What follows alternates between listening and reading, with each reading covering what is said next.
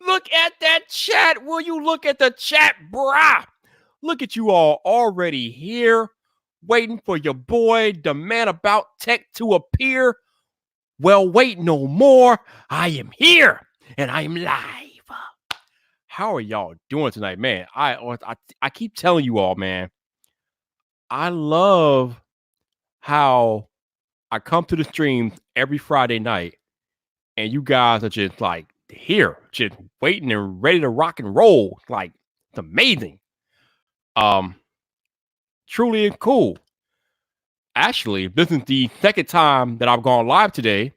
I was invited to be on the iMore show earlier today. So I was on the iMore show with Renee Ritchie and Georgia Dow and Lori Gill. That was fun. So if you guys want to go check out the iMore show, if I can find that link at some point during the live stream tonight, I will put that in the chat so you guys can go check out that fun talk, Apple stuff, pretty much. But yeah, have fun on the iMore show today. So now I'm back again for my prime time special, baby, Friday Night Vibe. So I see we got 15 people in the chat. You are all ready. You're all lathered up. You're ready to rock and roll, and you know what's about to happen next. Only the single most electrifying live stream introduction in YouTube today. Oh, yes. Oh, yes. Only I can do it. Only I. And you are here because you know that only I can do it. So, damn, I am amped tonight. I am amped. Your boy Viper is amped. So, I think I should stop keeping y'all waiting and begin the festivities. Oh, yes. Oh, yes. Okay, what's going on here? What's happening here? All right, I think we're good. Are we good? Are we good? Are we good? Okay, I think we're good. All right, cool. So, current time, 6:32 p.m. Central Standard Time, which means you are in the right place. You are on the right YouTube channel, baby. Oh, yes. You know where you are. You know where you need to be every Friday night. And you are there right here, right now. Before I get started, this is the part of the stream where I'm going to need you to turn your volume down. Because if you don't turn your volume down, I will not be held responsible for what your neighbors think of you listening to some loud dude on YouTube. That's on you, not on me. That's on you, not on me. Let me get a drink real quick before I turn the decibel level way up.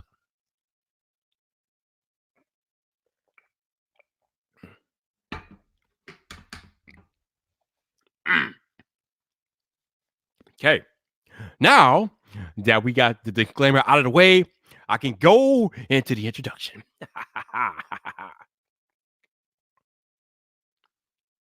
Let me turn the gain down real quick so I can do this without killing the mic and killing you all. Some of y'all actually have headphones on listening to my introduction. Y'all have ear deaf wishes. Like, y'all just don't care about your ear. But luckily, I'm going to turn the gain down so you don't get annihilated completely, even though y'all should know, turn your volume down. Woo! Wait. Oh, this is like weird. Okay, I'm like, where am I? Here we go. Woo! Oh, yes, my favorite part of the entire live stream, because I have no idea what's about to happen from this point on, but it's going to be fun. Let's go to work.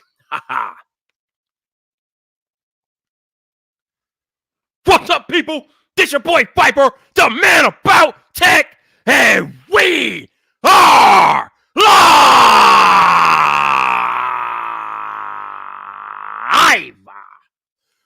Welcome to Friday Night Vibe, baby. Woo!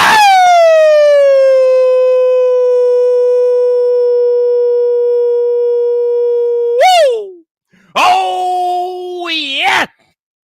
It is that day again. We are back. We are live on YouTube. Oh, yes. We are back. It is official. The show has started. The man about taking back. And before I get started with tonight's festivities, let me see who I got in the chat tonight. Oh, yeah. All right. So let me go back up here and see if StreamYard can keep up with the chat.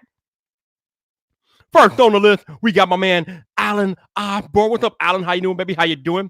Of course, we got my enforcer out there. Genosins is in the cut. What's up, Genosins? How you doing, baby? How you doing? Next, we got Slaw OTF. What's up, Slaw? How you doing, man? How you doing? We got Jason C out there. What's up, Jason? How you doing, baby? How you doing? We got my dude, Lethal Emperor. What's up, Lethal? How you doing? And we got the General Ranting Tech Rant Trenton Marshall out there. What's up, Trenton? How you doing, baby? How you doing? We got Delaja Point. What's up, Delaja? And we got my man Mike West. What's up, Mike? How you doing? And my man from Norway, the Norwegian sensation, excuse me, Evid. Hey, what's up, Evid? How you doing? And of course, we got Theodore. What's up, Theodore? How you doing? And Scott S. What's up, Scott? How you doing? And of course, one of my biggest supporters every week, Buzz 703. What's up, Buzz? How you doing, man? How you doing? And we got James George in the cut. What's up, James? How you doing, baby? How you doing? And we got Tech for Your Needs. What's up, bro? How you doing? And of course, it is F. Nick. What's up, F. Nick? How you doing? And my homie from the UK, Marvin Wallace. What's up, Marvin? How you doing, baby? How you doing? We got Albert Cervantes. What's up, Albert? How you doing, man? How you doing? And we got Mech 1164. What's up, Mech? How you doing, man? How you doing? And let me go back up here. I'm like, okay, we got. Wait, what is that? Okay, I have no idea how to pronounce this. TV Pie. What's up, TVP? How you doing? I don't know. Sorry if I butchered it. Oh, we got my man, the Bionic Scoop, who recently experienced his first tech fight. What's up, Bionic? How you doing, man? How you doing? Well done, bro. Well done. I was watching you on I think it was last Saturday night or whatever night that was. It was legit. Oh, we got Tech 702. What's up, Tech 702? How you doing? And we got my man from down under, Doug Houston YT. What's up, Doug? How you doing, man? How you doing? And of course, we got the savage one here, Mr. Greg Gadget. What's up, Greg? How you doing, baby? How you doing? And we got Marcus Band in the cut. What's up, Marcus? How you doing? And we got the instigator of trouble in the chat, Adrian L. What's up, Adrian? How you doing? How you doing? And we got technically T here too. Oh boy. Oh, this is about to be one of those nights. This is about to be one of those nights. Okay, what's up, T? How you doing? How you doing? And of course, 504. What's up, 504? How you doing? How you doing? Oh, wait, we got more people, but it's not updating because my man John Michelle just arrived. What's up, John Han? What's up, man? How you doing? How you doing? Enunciate, Viper. Enunciate your words, you idiot. You buffoon. All right, cool. All right, so got the intros out of the way. And you know what? I don't know if you guys understand how difficult it is to come up with topics to talk about every single Friday night on these live streams. Because these live streams, as you guys know, they tend to go long sometimes. So it's kind of hard for me to come up with like a laundry list of topics to come up and talk about every Friday night. But tonight won't be a problem. I got a whole laundry list of things to discuss tonight. And at some point in this evening's festivities, I will be joined by XDA developer and boy genius, Max Weinbach. That's right, my man Max is coming back tonight. So it'll be good to talk to him now that all of the Galaxy devices are officially official. And shout out to Max Weinbach, because he literally got nothing wrong. Everything that he told us for the week leading up prior to the official launch of the Galaxy devices, everything he said happened as he said it. He was 100% accurate on all his leaks and information. Shout out to Max Weinbach. The dude was not wrong. When he came on the live stream, he said his Samsung leaks are 99.9% accurate, and that came out to play when Unpack was done. The dude was perfect. Nothing was wrong. Everything he said was going to happen happened. Shout out to Max. He is the real deal.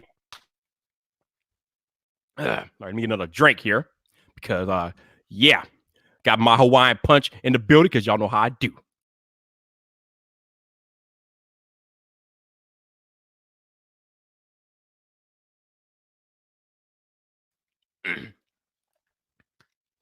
Before I get started, though, like I said, I was on the iMore show earlier this afternoon. So shout out to Renee Ritchie, Lori Gill, and Georgia Dow for having me as a guest on the iMore show.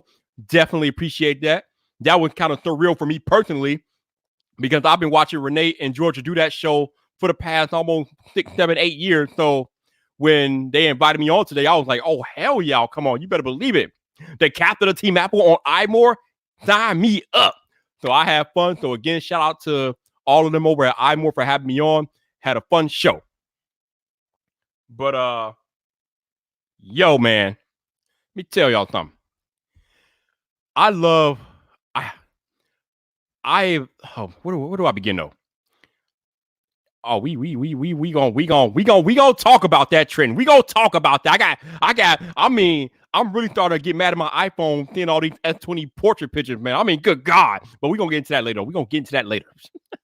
I'm starting to get upset. I'm getting a little furious. I'm getting a little frustrated with my iPhone and its mediocre portrait shots. But that's okay. I'll get into that later. I call myself the man about tech, right? I have been following tech for over a decade, probably longer than that, man. But I never in my wildest dreams imagined that as I watch YouTube in my 20s and 30s and things like that, I never imagined that I would be on the platform as a tech creator, working with some of the people that I actually grew up watching in my 20s on tech YouTube and things like that, and kind of crazy. It's bananas though. I mean, and I feel so humble and so fortunate enough to have this platform that allows me to interact with like-minded people who love technology. There is a lot of negativity about tech in and around the tech space as it relates to the way companies are releasing tech, whether it's an incremental update and all this, that, and the all other and things like that. People are fighting in comment sections over brand loyalty and all this other jazz. But I just want to take a moment and appreciate how far we've come in just the past 10 years along with tech. I mean, I remember when the first 4G phone came out. It was the HTC Thunderbolt. I had to have it, of course, because I'm a big tech head. I'm a tech nerd. So I got the HTC Thunderbolt. And again, this is the first 4G phone that was out on the market. It was on Verizon. And again, it was the first 4G phone. But the battery life on that phone was absolute trash. I remember when I first got that phone, I went to a WWE Monday Night Raw. And you got your new phone, you're at Monday Night Raw, you want to take all the pictures, things like that. So I was taking all the pictures, I was at Monday Night Raw, having a blast. But damn, the battery life on that phone was trash. The phone was almost dead by the end of Raw. And Raw back then, though, actually it still is now, but Raw, when I went to it, was a 3-hour show, or it's a 3-hour show. So at the end of the 3 hours of that event, the battery is almost dead, man. And I'm like, damn.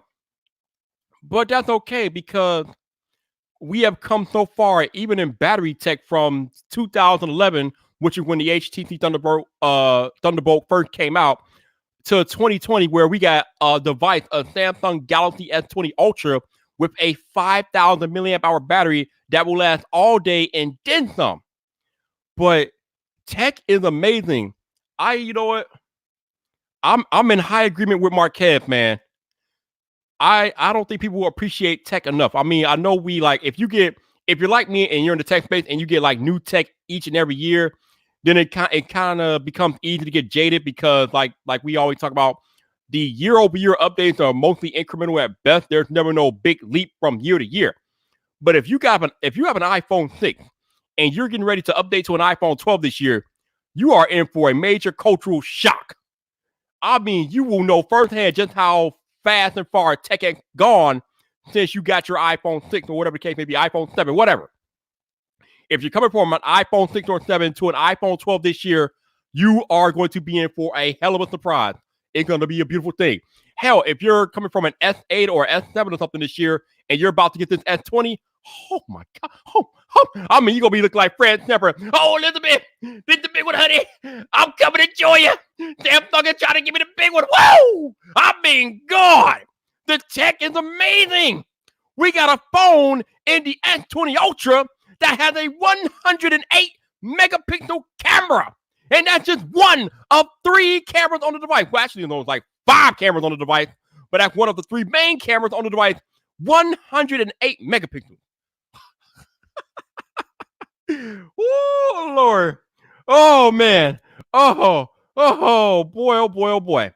But if you are coming from an S6 or S7 or S8 and you're about to get an S20 Ultra, oh my God, oh Lord, wow. Strap in because you're about to go for quite the ride when you unbox that S20 Ultra. You are going to be in for the shock of your life. Tech has advanced leaps and bounds since the S7 and S8. But I love that I have a platform. I love that you guys show up each and every week to rock out with me. I love that you guys support me. I love that you guys support me monetarily. I love that you support me if you can't do it monetarily. Just you being here with me right now, watching this live stream, listening to this live stream, however you're taking in this live stream, you are supporting me. If you can hear my voice, you are supporting me. Shout out to you. You are part of my people. You are Vibe Nation. You are live, and I am blessed and thankful to have you here as I go and join this journey of becoming a tech creator. You guys are rocking with me each and every week, so thank you very much. Now, I see we got the boy Genius in the chat. My man Max Weinbach is in the chat, which means he's ready to come in and join me. So I'm not going to waste some time because I know, people actually have the audacity to argue with my calling him a boy genius. But like I just said, his info about the S20, all his leaks were 100% accurate. So what else do you call him if not a boy genius if everything he leaked was 100% accurate? I don't know what you call that. What do you call that? I don't know. But in my line of work, in my life, the dude is a boy genius. So I'm going to copy and paste this StreamYard link. I'm going to paste it in the boy genius's Twitter DMs so he can come talk to me and we can talk about all things official now with these S20 devices. So, Mr. Max Weinbach, the link is in your Twitter DM, so come in when you're ready. But yes, as El Jefe says, hit that smash button. And if for whatever reason you're not subscribed, you got to hit subscribe for the ride. That's my new logo here in 2020. That's my new motto. Hit subscribe for the ride because your boy going to be quite the ride here in 2020. And you don't want to miss anything that I put down on the YouTube in 2020. But enough about all that self-promotion because the boy genius has just joined the live stream. Mr. Max Weinbach, what's up, bro? Hey, how are you? I'm out there. Why can I not hear you? I can hear you now. I think we got a delay or something. I'm good. How are you? Weird. I'm fine. You are? I'm sure you are, man. I know. Here's the funny thing. You were at the event, but as a leaguer, as being who you are and what you do, you had to be sitting in that auditorium grinning ear to ear when all of your leads came true. Tell me, how were you feeling at that point as the event was going on and you were like, damn, I nailed every damn thing? Well, I made sure everyone around me was aware of that because every time something that was like right, I'd be like, yeah, I leaked that. Oh, yeah, I'm here for all of it, Max. I'm here for all of it. Oh, yeah, I did meet El Jefe at Unpacked. Yeah, I just saw him comment that. I did. He didn't have his sunglasses on, and it was weird. Really? Wait. You caught El Jefe without his sunglasses? Yeah. Isn't that like a brand violation, El Jefe? What you doing out there? You can see El Jefe getting too comfortable. See, he got to the event, he getting a little too comfortable, and he let his glasses down for a minute. The people catching him without the shave. What you doing, El Jefe? What you doing? Yeah, yeah. It was weird to see him without it. I see him on Twitter all the time. I see him in your stream. Just, right. Different person. But I got to mess with him. I got to mess with him. But that's my dude. That's El Jefe. He's a genuine dude. I love that man. Yeah, but he's a really nice guy. Oh, absolutely. El Jefe is legit. Oh, he's talking about. Oh, he took the glass off because of the low lighting. Okay, I got you. That makes sense. Yep. That makes sense. But like I said before, like I've been saying all night, you nailed everything about these devices. Were you surprised by anything that happened at the event, or were you just like, whatever? Pretty much, whatever. I like legit. I was taking pictures of it from my phone because I don't actually bring a camera to events because phones are good enough. Also, So halfway through, I was just kind of like, yeah, this is boring. And I just started looking at Twitter. You said I'm bored. I could have given the event, and it would have been just I wouldn't have needed a teleprompter. Fun fact: one of the guys was really boring on stage. I think he was talking about the Bigsby stuff, which is boring, of course. Yep. One of the teleprompters told him to smile. Okay, that is hilarious. Yeah. Actually, wasn't Samsung the same company that like last year they tried to get people to artificially clap? They're like, you can clap now. That was Samsung, I think. Oh yeah, that was S10 launch. Yeah. Yep. That was That was hilarious. that was really funny. But Mac, you are one of the premier Samsung insiders. Today is officially Galaxy pre-order day. I personally pre-ordered my Galaxy S20 Ultra 512 gigabytes in the only color I could, black, because I wanted gray, but gray wasn't even available. I don't think gray was ever available. It wasn't. They didn't do it for it. But I will tell you, after having seen both, black is the best choice. You know what? I was mad for about 5 seconds, and then I realized the damn thing could be in the case anyway. What do I care? Yeah. Like I already have I got these nice D-brand cases already. So you the man. I'm in a particular situation. I am fortunate enough to be in a position where I never have to buy another phone case in my life if I don't want to. All I have to do is reach out to the brands that I work with in the past, and they will flood me with cases. But the problem with that for me this year is I can't do that because I'm moving away from doing like dedicated Samsung videos on the channel because like I keep telling you guys, I'm more focused on Apple content on the main channel. So I can't really do dedicated case videos on the Galaxy devices. So I feel kind of bad trying to reach out to the company for cases if I'm not going to do a dedicated video for their cases. So what I did, I went on Amazon and I purchased 2 vegan cases, which should be arriving on Monday. So that's what I'm going to do. And then when I get my $200 Samsung credit, which I can't really do anything with until I get the phone because I ordered through Verizon, I'm going to go on Samsung, shop Samsung, and buy like 3 leather cases because those leather cases are nice. My favorite leather cases all around are from Nomad in Belroy. Oh, Nomad made probably some of the best leather cases. Definitely. I got a nice Nomad wallet. Ooh. Has the tile tracker built in. Also, this is unrelated, but I got an Apple Card today, and it's so fun to throw down onto a table.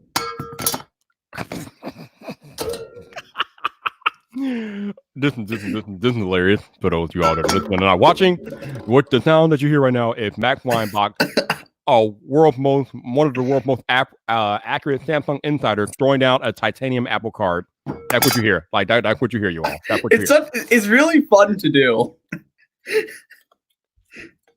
Janosis said, can I cheat? Yes, there will definitely be cheating, Janosis. I will definitely be doing a comparison video between the S20 Ultra and the 11 Pro Max because I think people want to know that information, so I will definitely be making those videos. But I'm not going to make like dedicated videos on these Samsung devices because that's not where I'm going. But yeah, But yeah, like I said, I have a S20 Ultra 512 gigabyte black coming on the way from Verizon. Also, for those of you all that were here last week, you know that I actually ended up winning a Galaxy S20 from Samsung as well. So Samsung themselves will be sending me a Galaxy S20, the regular model, I think, and a pair of the Galaxy Buds Plus. So I'm about to have a Samsung in one hand, a Samsung in the other hand, and a pair of Galaxy Buds Plus, and we'll see what happens with that. But yeah, it's a little nuts. Oh, look, they're very good. Oh, Max has them. Max has them there. Of course he does. No, I got them at Unpacked. I managed to get 2 pairs. They're really good. I like the Buds Plus. Okay, let's get real here because I'm hearing conflicting reports about these Galaxy Buds Plus.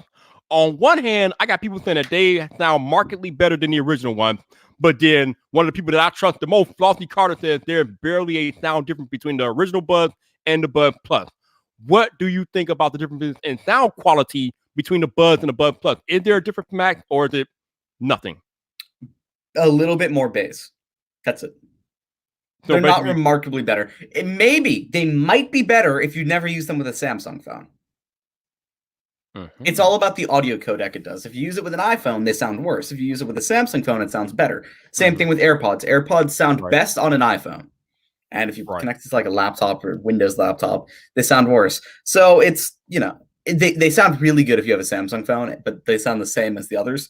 They do have a new app on an iPhone, which means now they sound better on an iPhone. So I think it's just people switching back and forth. But I like them. They're cool. Yeah. I mean, if nothing else, they get 11-hour battery life on each individual Bud, which is a massive upgrade over the original Bud. And what else? You get an extra 11 hours with the case. Oh, and they have better microphone quality for calls, which because the original Bud. Bad. Oh, you think it's still bad? It's so bad. Wow. I was on a call in the middle of Best Buy trying to figure out what was happening with my Z Flip order, which this is not from Best Buy, by the way. But I had to go over to the most quiet section of the store because the woman on the phone was like, I can't hear a word you're saying. Wow. Wow, that's interesting. Hey, we got Exquisite Bliss out there. Hey, Exquisite, how you doing? How you doing? Let's see who else. Hilario Algoon. Hilario, man. How you doing? How you doing? Let's see who else we got. But yeah, like I said, some people are saying they sound markedly better. Other people are saying that there's not much sound quality. Oh, Michael Pepper Tech Talk out there. What's up, Michael? How you doing? But okay, first off, before we get to this, technically T, who happens to be in the chat right now, have been shouting from the hilltop about how terrible it is to deal with Best Buy as it relates to pre-orders. Yeah. Matt, why don't you talk about that? Because you have a very interesting experience trying to mess with Best Buy with these pre-orders, right? So I ordered a Z Flip at 11:55 on Thursday, the 13th. 5 minutes before it was officially on sale, they opened a little bit early. I was the first person to go to the store at 86 in Lexington to order. Okay, what Bigsby phone just turned on? He's being listened to. Okay, Bigsby's terrible. But anyway, I was the first person to order. I had to go to the store in New York City, 86 and Lex. It said I would have this specific one available. No, it said I'd have the black one available on Friday the 14th to pick up. And it said that until 11 a.m. At which point I got an email saying, sorry, your order was delayed.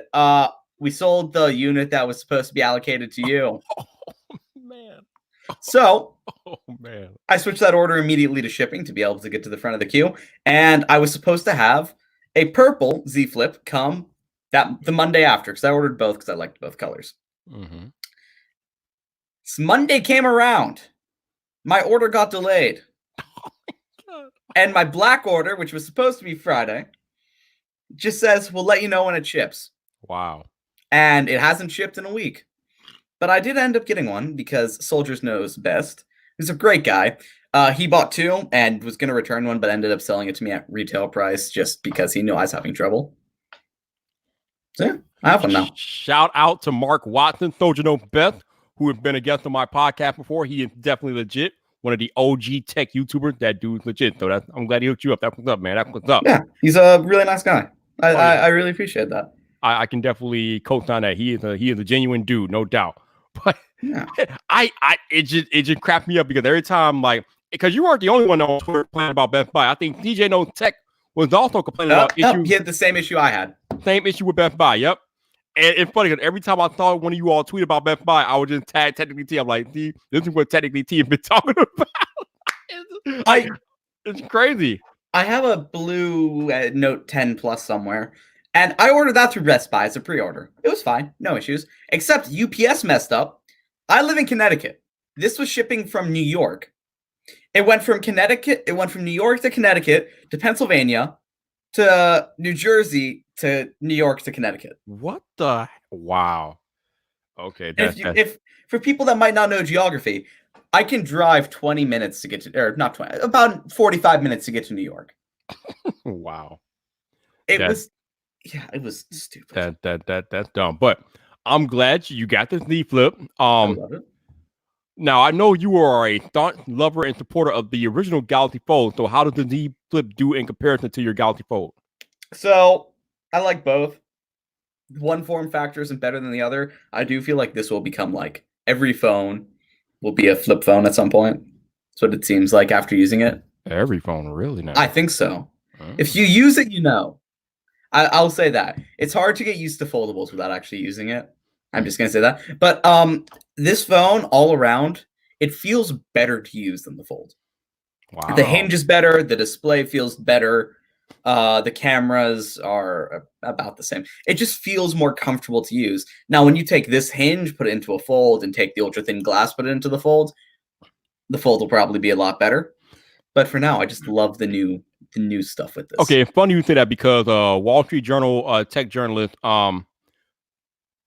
Joanna Stern was she had wrote something about how she felt like the Galaxy Fold was beta software or beta hardware, and that the Z Flip was actually Samsung's first generation foldable. And I responded to her, I'm like, actually, the Z Flip will be technically Samsung's second generation foldable because they use what they learned from the original Galaxy Fold to put and make into the Z Flip. So how can you call that the first generation when it's an actual derivative of the Galaxy Fold?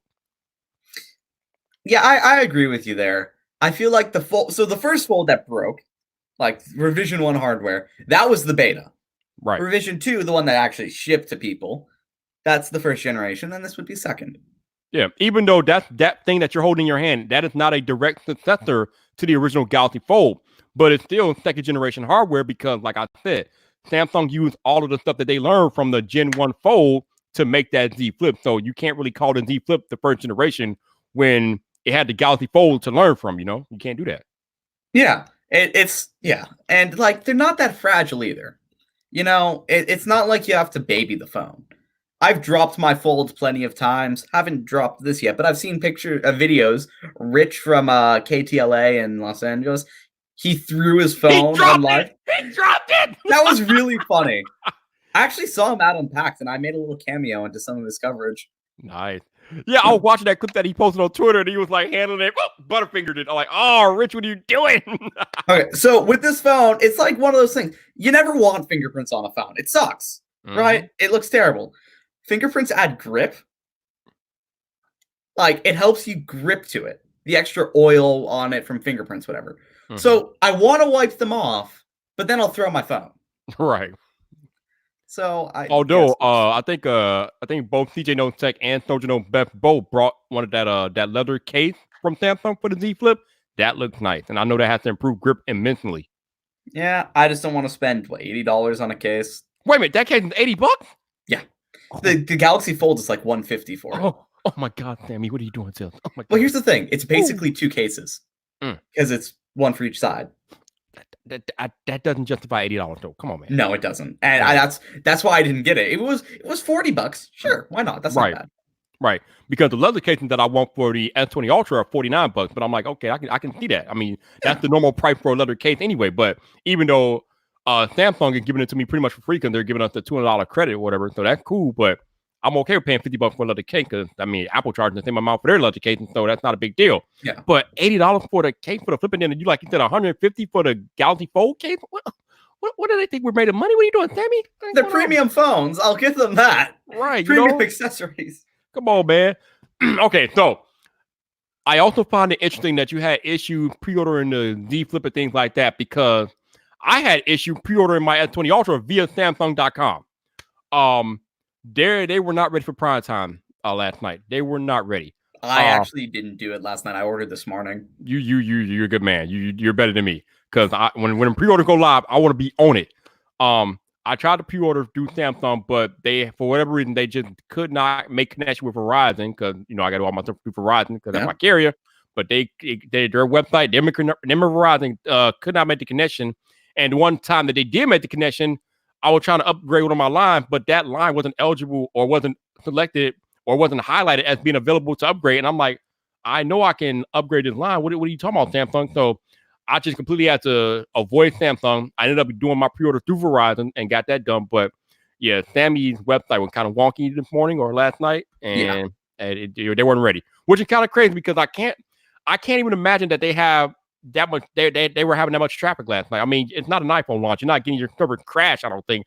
I mean, obviously they had a lot of traffic, but come on now, you're Samsung. Oh no, the website was just broken because of bugs. I believe. It was the website's been. I can't view the order I placed. Wow. I have to manually go and type in my order number to be able to look at it because it doesn't work. The website's broken. And my friend Eric tried to use the Samsung upgrade program. It won't show any phones, even though he has 3 on the upgrade program. Wow. It's broken. I mean, that I don't know what's up with these companies, man. These companies just don't get ready for these pre-orders. Like, I had similar issues when I tried to pre-order my Lego Batmobile behind me over here. Lego website was it just crashed and burned. It wasn't ready. It was terrible. But this stuff happens to Apple. It happens to Samsung now. It seems like all of these companies, for whatever reason, they cannot prepare their server for the load that happens when pre-order go live. They need to do something about that because it's kind of atrocious. It's hard to prepare. You never know how many people are going to be interested. You know what? You That's guessed, fine. But we do this every year. How do you not learn from the previous year, Mac? So what I've heard, they usually don't expect it to be as much year after year. They expect it to go down, but it doesn't. And then there are issues. They need to figure it out. Shout out to my man, the Norwegian sensation, Even A, for the super chat, the $100 Norwegian in super chat. Thank you, sir. I appreciate it. Thank you very much. Thank you very much. But yeah, like I said, Sammy's site was not ready, but eventually I went through Verizon. I got the pre-order for the S20. I wish I could have did through Samsung, because the cool thing about going through Samsung is that $200 that they give it to you right then and there. So you can go and I had the chance to order all the accessories that I wanted, and I could have got them at the same time as the phone. But now going through Verizon, I can't do that.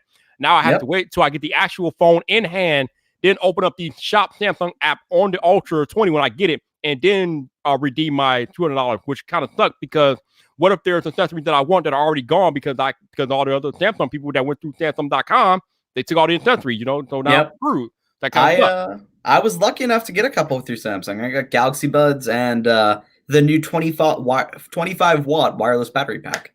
I thought about getting that, but I think I'm gonna go and try to get one of those 45 watt chargers over the battery pack though. Don't, trust me. Don't? The battery upgrade, the charging speed difference is not a big deal. Yeah. Flossy Carter said the same thing last year. Yeah. So the actual difference going from 0 to 30% is 45 watts. After 30% is 25.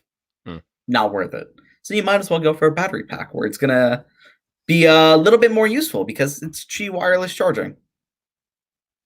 And it's also 25 watts out of the USB-C.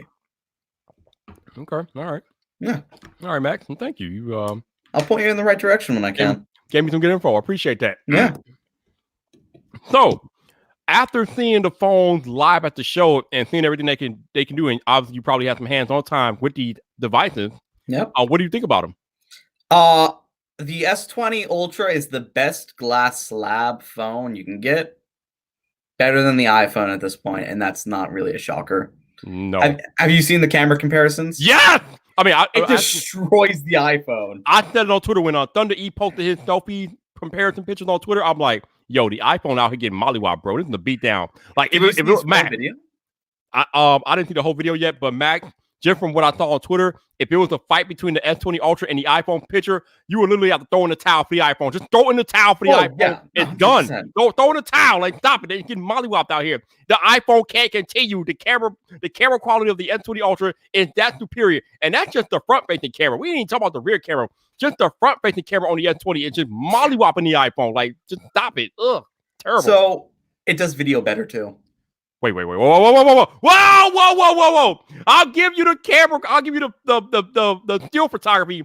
What do you mean it does video better? Hold on. You have to see his video.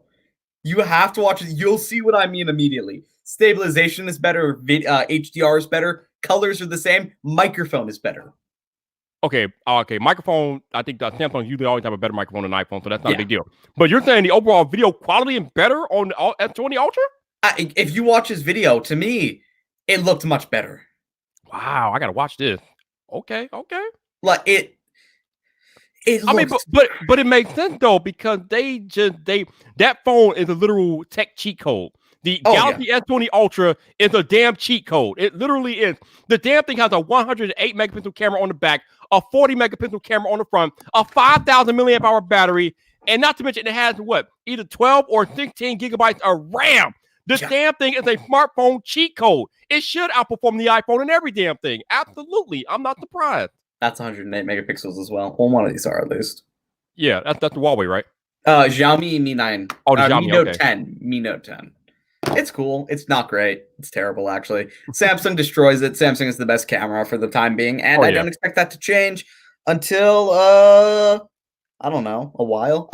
Here's the thing. I don't think Apple can beat Samsung without going to high megapixel count. Yeah, I don't think so either, and I don't think Apple's going to make that much of a camera upgrade after what they did last year, because last year was their big camera upgrade, and we see that Samsung is just trouncing it already. So I don't think it's going to be the iPhone's year in camera, which is kind of hilarious to me because I crowned the iPhone 11 Pro Max and 11 Pro last year, best smartphone cameras of 2019. nah, this year they're about to lose that crown real quick because Samsung just said, "Oh hell no, we're not having none of it. We're throwing everything in these phones, man." But it's crazy. I mean, at this point, the only company that could even compete with Samsung, and they probably won't because they can get their head out their own asses and Google in the Pixel 5 as far as their camera tech go. But even them, they're not going to compete with Samsung. Not with the Google software will be better, no doubt. But Samsung's hardware is so damn good this year that it makes up for the deficiencies in the software. So it's just ridiculous. There is no chance. I don't think any company besides maybe Huawei will beat Samsung this year. Wait. Janothan, Janothan. Really? The autofocus is still bad? Oh, God. I was using it earlier today and it seemed fine. Bruh, I have been complaining about Samsung's autofocus for 2 years. They still haven't figured it out. Oh, I think they're using laser autofocus this year. Okay. Hopefully, I mean, autofocus has always been a weak spot on Samsung cameras. So hopefully, it got a little better at least this year. It's been fast, but not accurate. Okay. Oh wow. Okay. I don't know how comforting that is, but okay. Yeah. Oh man. Yeah, Michael Pepper. So Rich DeMiro posted a bunch of pictures that he took between the S20 Ultra and the iPhone 11 Pro Max at night. Most of the S20 most of the S20 Ultra pictures look better at night than the iPhone. I mean, and night video also looked better. Ooh, okay. So yeah, I mean, even the S20 Ultra's night mode is like coming for the iPhone's lunch this year. Like Samsung is really coming for Apple's lunch. Like they're coming for it. Like just hardcore. Yeah, I can't think of a single way the iPhone beats the Samsung phone in basically anything. Now that you say that, I got to tell you how the iPhone beats the Ultra. Because again, it's not a hardware game. It's a software game. And nothing is touching the Apple ecosystem, okay? I don't care how... You have to really try to get into that Samsung ecosystem, man. You will see it is much more powerful than Apple's. They don't even have... Okay, first of all, they don't really have an ecosystem yet. I know they're starting to have one, but it's not fully fleshed out yet. And number two, I kind of worry about it, Max, because they are depending a lot on third parties to flesh out their ecosystem. So that kind of worries me a little bit. I think it's more other third parties making their own ecosystems just compatible. Like Microsoft's Your Home, it's amazing. It's better than any Apple iCloud integration. Oh, dude, Apple doesn't even have home. Apple Smart Home stuff's not even in a conversation. Not even. No. But like, here's the thing: Samsung Smart Things probably one of the best apps for smart home, by far. Bixby sucks, and there's no Google Assistant integration yet. But Samsung Smart Things is great. Smart Things connects like basically everything. So I don't know about Samsung computers, but then again, those aren't a huge deal. So that's why Microsoft comes in there. Mm-hmm. But for phones and tablets, yeah, Samsung's fine. Okay, so here's another thing that happened back at the Note 10 event that nobody's really talking about, and I'm not sure why. Samsung unveiled the Galaxy Book S. I have seen very little videos on YouTube about this device. I don't like it. It was delayed too much, and then people forgot about it. But it's out now. It's been out for I think it came out earlier this month in February. So it's out now, and like there are not that many videos on it. It looks like a solid device though, so I don't know. It's that ARM64 processor. It's hard in Windows. No big programs really support it. It's hard to get excited for it when it's like, not very useful. I just have one question about that. Since you seem to know a little bit about that. Can I live stream with a Galaxy Book S? Yeah. I can? You can run a web browser. I don't see why you wouldn't be able to. Okay. All right. New Microsoft Edge supports it. And I believe Chrome is adding ARM64 support. I see no reason why you couldn't. Okay. Oh, you can. Yeah. Any computer that I get or even consider getting, I have to be able to live stream. I mean, this Mac runs like a damn jet engine when I live stream. So, I mean, as long as it can run live streams and don't kill it, so while I'm running these live streams, I'm all about it. I don't see why I couldn't. Okay. But yeah, that Galaxy S Book, Greg, it's not a tablet. It's a mobile laptop with a SIM card in it. So it has LTE in it apparently, but it's a slim laptop. It's like $1,000. like Matt said, it's running like a some type of custom Qualcomm ARM chip or whatever. Yep. And but it looks legit. I like it. It looks nice. I don't know, like he said, I don't know how powerful it is. It doesn't really. I don't think it can run all the normal apps that a normal laptop can because of the processor that it has. But it looks legit. Yeah. So I'm working with Ice Universe right now on enabling 120 hertz. Oh, we gotta talk about this. We gotta talk about this. Yes. So we gotta talk about this because, like Matt said, he's working with Ice Universe to unlock the full potential of the Galaxy S20 and S20 Plus and S20 Ultra. Me and Matt had this conversation before, but one of the points I lamented about the Galaxy S20 devices is their inability or Samsung's unwillingness to enable the 120 hertz refresh rate with the quad HD display. But I saw early on Twitter, Matt said he figured out a way to get around that and unlock that potential. So let's talk about that, man. Talk about what you got going on, baby. Talk about it. So I found a thing, single command using ADB, which is Android's debug system. Should work. It's about it. You got to root it though, right? No. No. Wait. This can be done without rooting? Yeah. If it works. It should work. Come on, man. You can't make me look bad. I just called you boy genius. Don't make me look bad.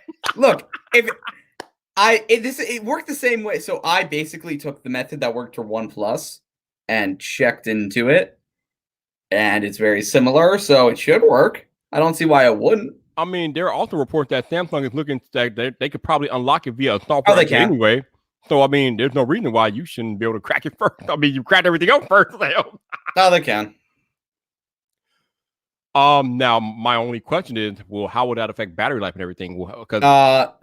So one of the guys from Android Headlines said he got about 10 hours of screen on time at 120 hertz 1080p. I couldn't imagine it being any worse than that, or much worse than that, at least. Mark C609, you are late because the Galaxy Fold 2 leaks have already started. Me and Max have been talking about on Twitter for about a week now. Like, they are already hot and heavy, baby. They are already out there. Champ. What's that? Champ. Codename. Oh yeah. The codename Champ.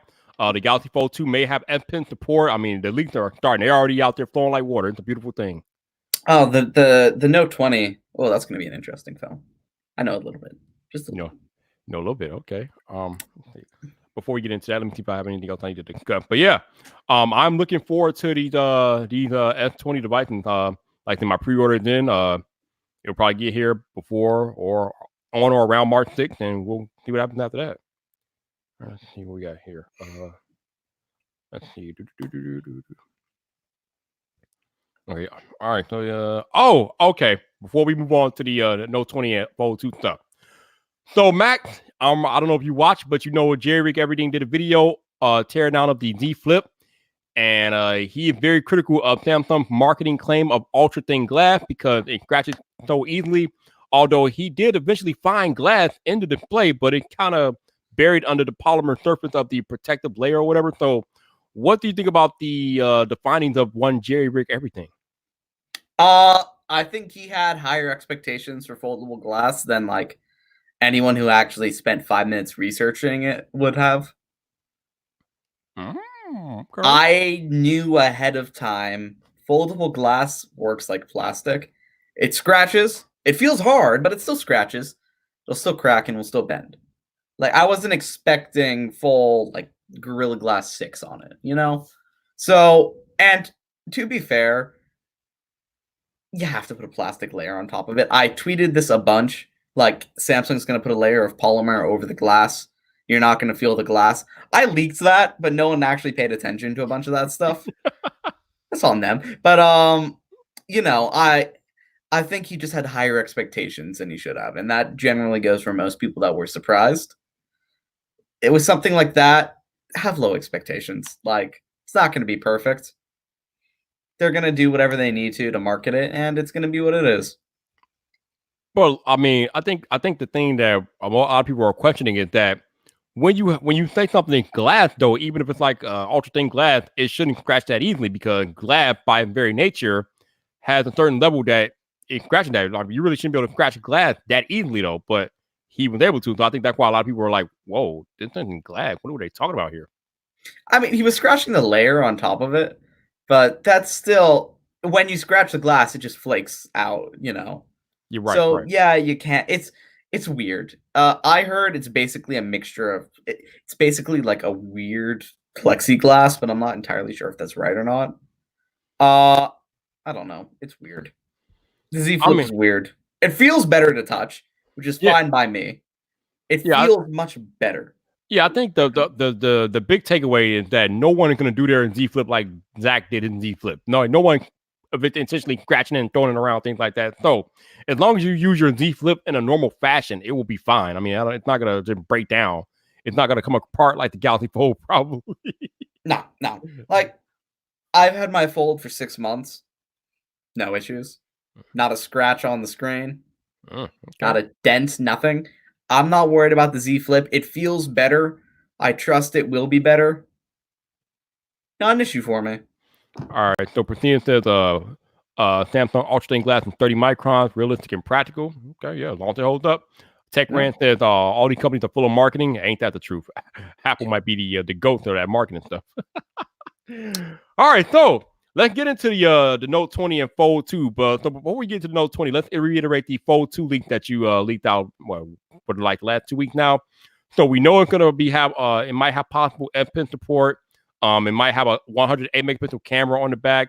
It's gonna be largely the same form factor. Obviously, it'll probably have the ultra thin glass like the Z Flip. Yep. What else are we missing here? What else am I missing? So I actually got an update. It's the same camera as the S20, not the S20 Plus.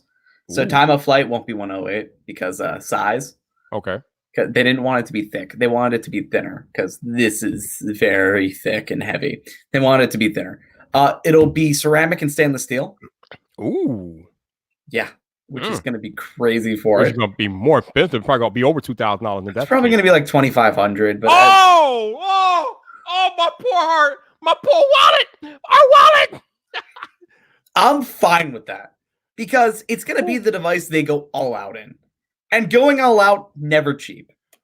Well, you can't say they're going all out if they're not going to have a 108 megapixel sensor on it, though. Can you? Kind of. I guess. You know. Oh my God! You know what? If it's one thing Samsung has made abundantly clear this year, they don't give a f about our wallet. They don't care. No, and honestly, that's a good way to go. People want more, but they're gonna have to pay for it. No, T, we're talking about the Galaxy Fold 2, not the Note. The Note that's like $1,500 for the old Note 20 Ultra. Yeah, the Note 20 is not going to be 25. The Fold 2 is the Note 3 entirely. Oh, do you want to know what the Note 20 Ultra is? Absolutely. Let's go. Take the S20 Ultra. Yep. Square off the corners. Give it an S Pen. Figured. That's it. Figured. That's it. The specs are the same. Design is the same. Figured. I will say that I do love the fact that on these S20 devices, the screens are noticeably less curved, and the display doesn't go out as far as it did on the S10 either. So we should have a lot less accidental touches this year, and I am all for that. Oh yeah, no, it's gonna be great. Shout out to Samsung for improving that, because that, like I said, I'm not really a big fan of overly curved displays, so I'm glad that we are reducing the curve on these S20. Definitely legit. Yeah, no, I like curves though. I mean, curve. I mean, Mac, Mac, we just had Valentine's Day last week, so Mac, curves are appropriate in certain situations, Yeah, you know. Oh yeah, no, I know. You know. Yeah, I don't know. I like curved displays. Curves. I like curves too, Mac. You like curves? I like curves too. Curves are appropriate sometimes, but I just don't want them on my smartphone. I mean, I can do without them on my smartphone, but in other places, curves are definitely appropriate. Oh yeah, I agree.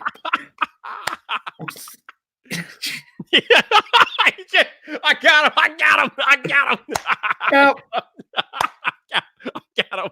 He can't concentrate. Yes. Yep. I still like curves. I like waterfall.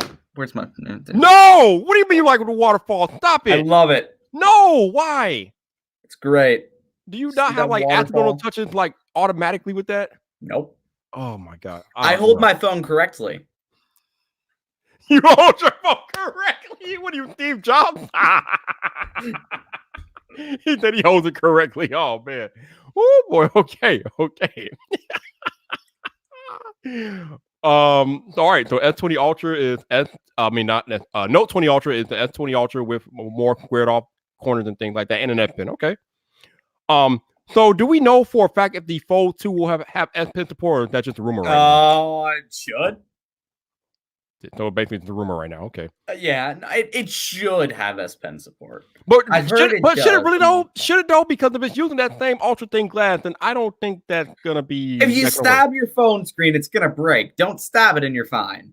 Yeah, but still, you still gotta press the pen firmly on the screen, and it doesn't seem like that. Even with that ultra thin glass, it doesn't seem like that's a thing that they want to do. Well, I have had no issues with any scratches. I'm not afraid. Like here, let's take Surface Pen Fold. I'm not afraid to go and do that. That'll do it. There's not a scratch on there. You're a brave man. He's a brave man.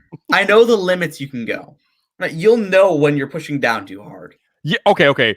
So we're techies, though. I know the limits. You know the limits, but will the average consumer know how far? You can feel it. Trust me, you'll know. Mac, by the time they feel it, the phone will be done for, and they'll need a replacement. Yeah, they're cheap. They're cheap the first time. The first time. I think we will all love to see a Galaxy Fold with an S Pen support on it. That would be like just dream. Like literally, take my money if that happens. Just take my money. But with that ultra thin glass, I'm just not sure if that's the move quite yet. I don't know. Hopefully, I think it'll be fine. I'm not worried. My idea was that they should do, and it's not my idea. Other people mentioned it, but full glass on two halves, like right near the hinge, just make all of that ultra thin glass. So try to get a seamless layer. It's hard, basically impossible, but hey, it would look cool. Tech Rant brings up a good point. The average consumer is not buying a Fold. You are absolutely right, Tech Rant. They are not buying a Fold. They might buy the Flip. They did. They might buy the Flip. I do like how Samsung marketing that Flip, man. They got it all these like fashiony people and these. Oh, the drops suck. The what? They're doing a drop system. What shoes and clothing. Yeah. They'll do like drops. It's only available for like 2 weeks and then it's gone. Mm-hmm. Yeah, they're doing that. They're doing a drop every couple weeks where they'll do like 1,000 of them, and that's it. And then you'll have to wait for the next drop. Oh, that's dumb. It is. I hate it. But I think they're just doing that to see. I think they're doing that to gauge how much demand there really is for the. They're doing it to keep resale values high. Less inventory, higher resale value. I mean, because you know firsthand, like when they were originally released on Friday, they were pretty much scared. They're like they're sold. The unlocked ones are already sold out, and they did a drop yesterday. So let me check right now. I think this morning AT&T and Sprint were still in stock. Simply Pop, what's up, bro? How you doing, man? How you doing? Nope, it's fully out of stock again. Yeah. They're doing it. Yeah, they're doing a drop every Friday. Speaking of out of stock, earlier today I was checking I was like, I don't know why I do this, even though after I had my pre-order in plan, I was checking the stock of the 512 S20 Ultras. They are no longer in stock on any carrier besides T-Mobile and Unlocked. So if you want it or you want to get it through Verizon or AT&T and Sprint, it ain't happening. You got to get a 2028. So if you want a 512, Unlocked is the only way to go. Okay, so T-Mobile is now out too? No. T-Mobile's out. Okay. Sprint is out. Verizon's out. Yeah, they're all out. They're all out of 512. They're all out. Yep. Yeah.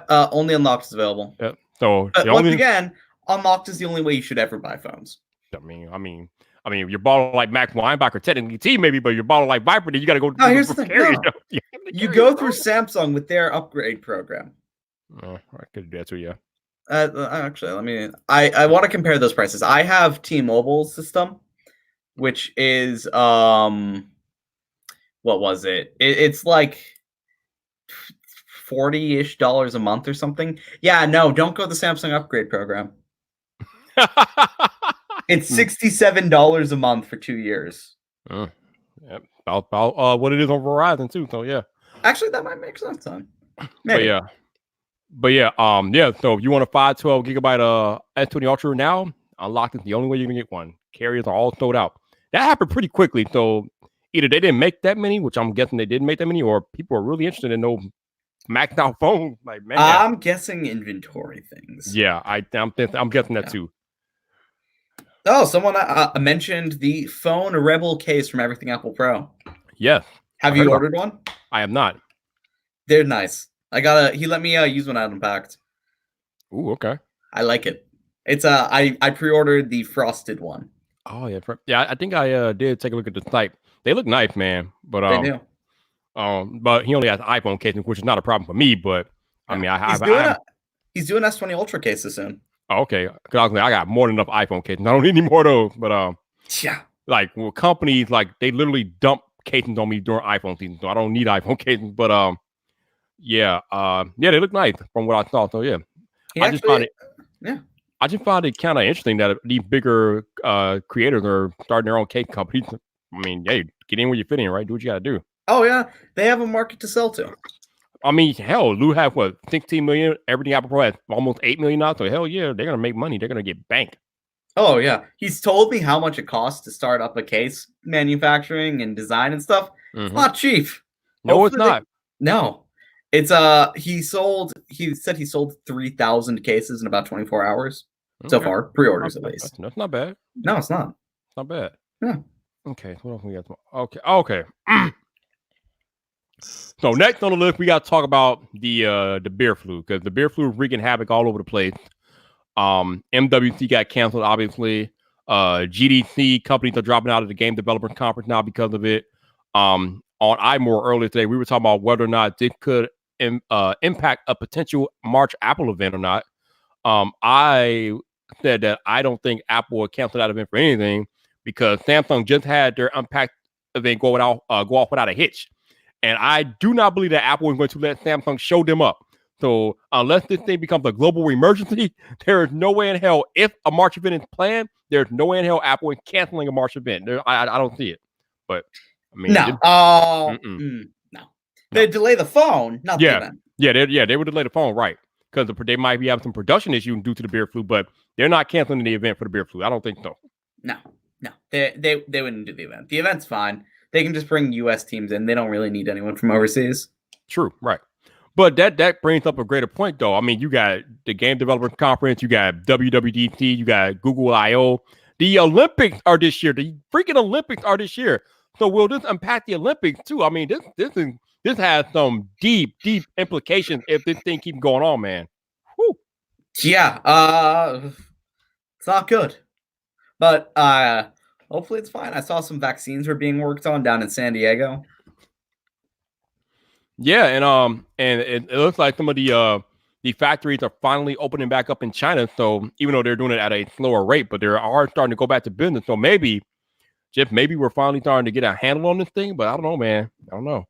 All that said to me is companies should start manufacturing in India and that was another conversation we were having on iMore.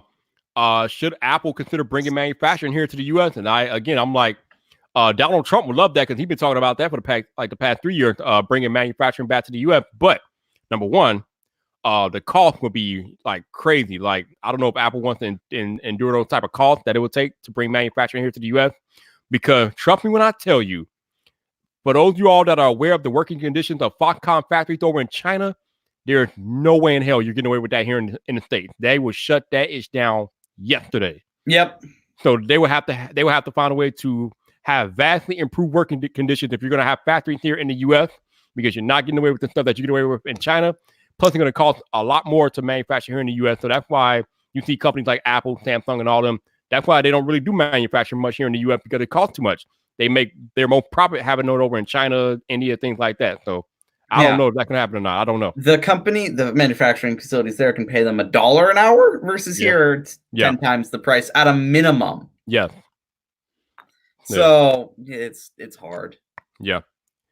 So I don't know, but even if you don't bring manufacturing here to America, you have to find a way to diversify your manufacturing process. You just can't have it all centered in China, because then you get shut down by a virus, and then your whole production is grind to a halt. Yep. And Samsung has been lucky with that. The reason there's no issues with the Z Flipper S20, they're manufacturing Korea, Vietnam, and India. Yeah, they are diversified. And I gotta believe that Apple, as big of a company as Apple is, they have contingency plans in place where they can set up shop manufacturing in other parts of the world besides China too. So they're manufacturing in India already. Yeah, I have a hard time believing that Apple would just be locked down if China couldn't do anything. They have to have other places in the world where they can manufacture Apple products and be okay at the best. I don't know. 100%. Yeah, but it might. I mean, all the industry analysts and things are saying that that the corona that the oh god I don't say the word that the beer flu they're saying that the beer flu is it is impacting Apple production. So the iPhone 12 when it launches later this year might be a little scarce because of the beer flu interrupting production of those devices. So it is a thing, but Apple has to be able to diversify. And shout out to the world's greatest Apple tech journalist in the chat here, Renee Ritchie. Thank you for the super chat. The Canadian $10. Thank you, Renee. Once again, thank you for having me on the iMore show earlier today. I had a blast over there with you and Georgia and Lori. That was awesome. So thank you again for that. But yeah, Apple definitely has to have a contingency plan in place because there is no way they're going to let this beer flu shut down everything. That would just be, please. Tim Cook. I have to believe that Tim Cook, being the former COO that he is better than that. So Tim Cook has plans. They know what they're doing. I bet they're already working on plans for Vietnamese production because that's generally pretty cheap. I'm gonna guess bigger production in India since they're a good market to sell to if you can actually not have import fees on top of the prices. Like the Galaxy Fold is like $2,500 there if it isn't manufactured in India. Import fees are huge, and that's why people want to manufacture there. It's not only cheap, but selling in the market is beneficial since they don't have to pay. They don't have to charge more. Right. Yeah. So I think in the long run, Apple will be okay, and if not, then they'll learn a hard lesson. So it'll be interesting to see what happens with that. But I think they'll be okay. Where in the world? Okay, there we go. Got it. Sidetrack. But yeah. In other news, Mac, something interesting came across the Apple wires that you might have a little interest in.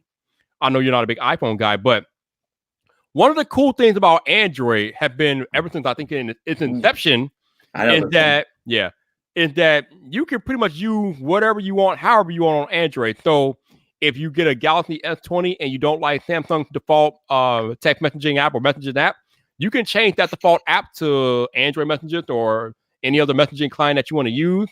So you can do that across the entire Android operating system. If you don't like a certain app as the default, you can change that default. Well, Mac, would you believe that there are rumors that upcoming in iOS 14, Apple could potentially allow iOS users to change the default mail and I think calendar app? Mail, calendar, and browser. Yes, this kind of shocked me, but after reading more on this, I think I know why this is even a thing. This isn't even happening. But what are your thoughts on this? So I don't think it's a huge deal. The browser app, what? It's just a web wrapper for Apple's web engine. Not really. It doesn't seem like a huge deal there, right? Right. It's basically going to be a different look to Safari. I don't consider that a huge deal. Calendar, yeah, that's pretty nice, but then again, if you're using Google Calendar, you're probably using it very similarly to the default one anyway.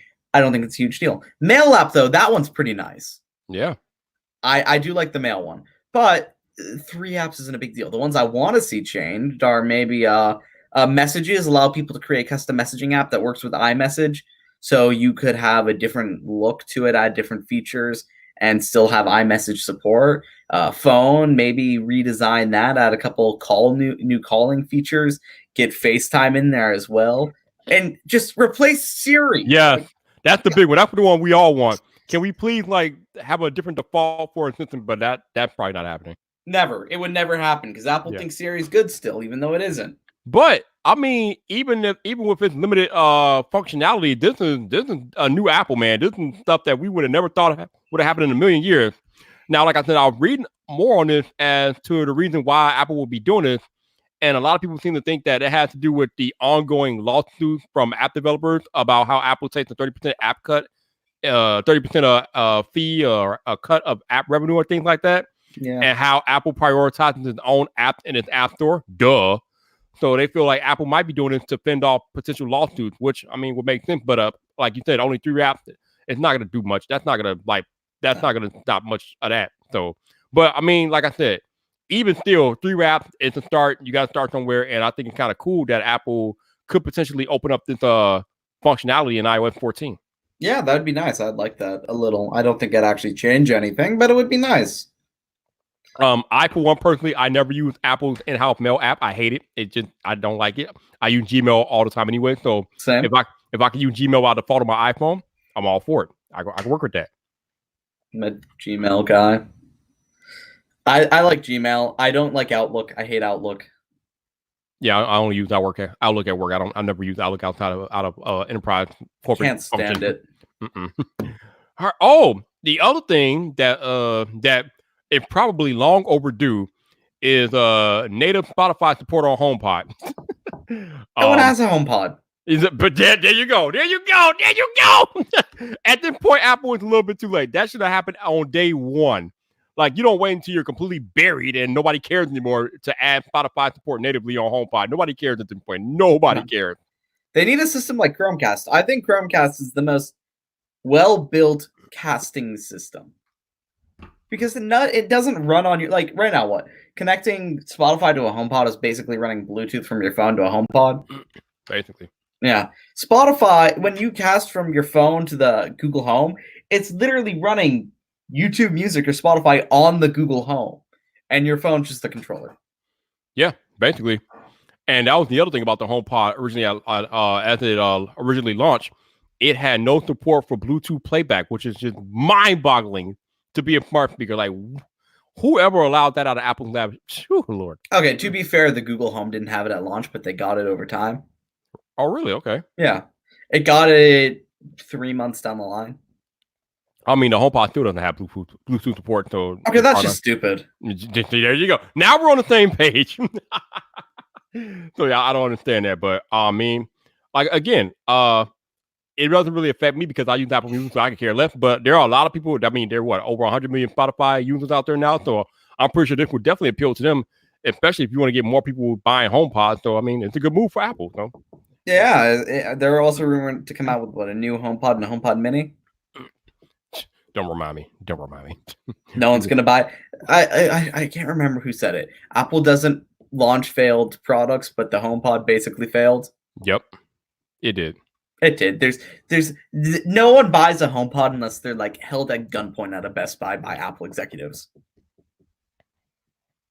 You know, I was so excited about the HomePod when it first came out. I remember on its launch day back in 2018, I went through a snowstorm to get one, and probably not one of my best tech decisions ever. Probably one of my worst tech decisions ever. Like braving a snowstorm to buy a HomePod. Not do that no more. But hey, lesson learned, right? Lesson learned. Yeah. You live and you learn, and you'll never go through a snowstorm for a HomePod again. No, never.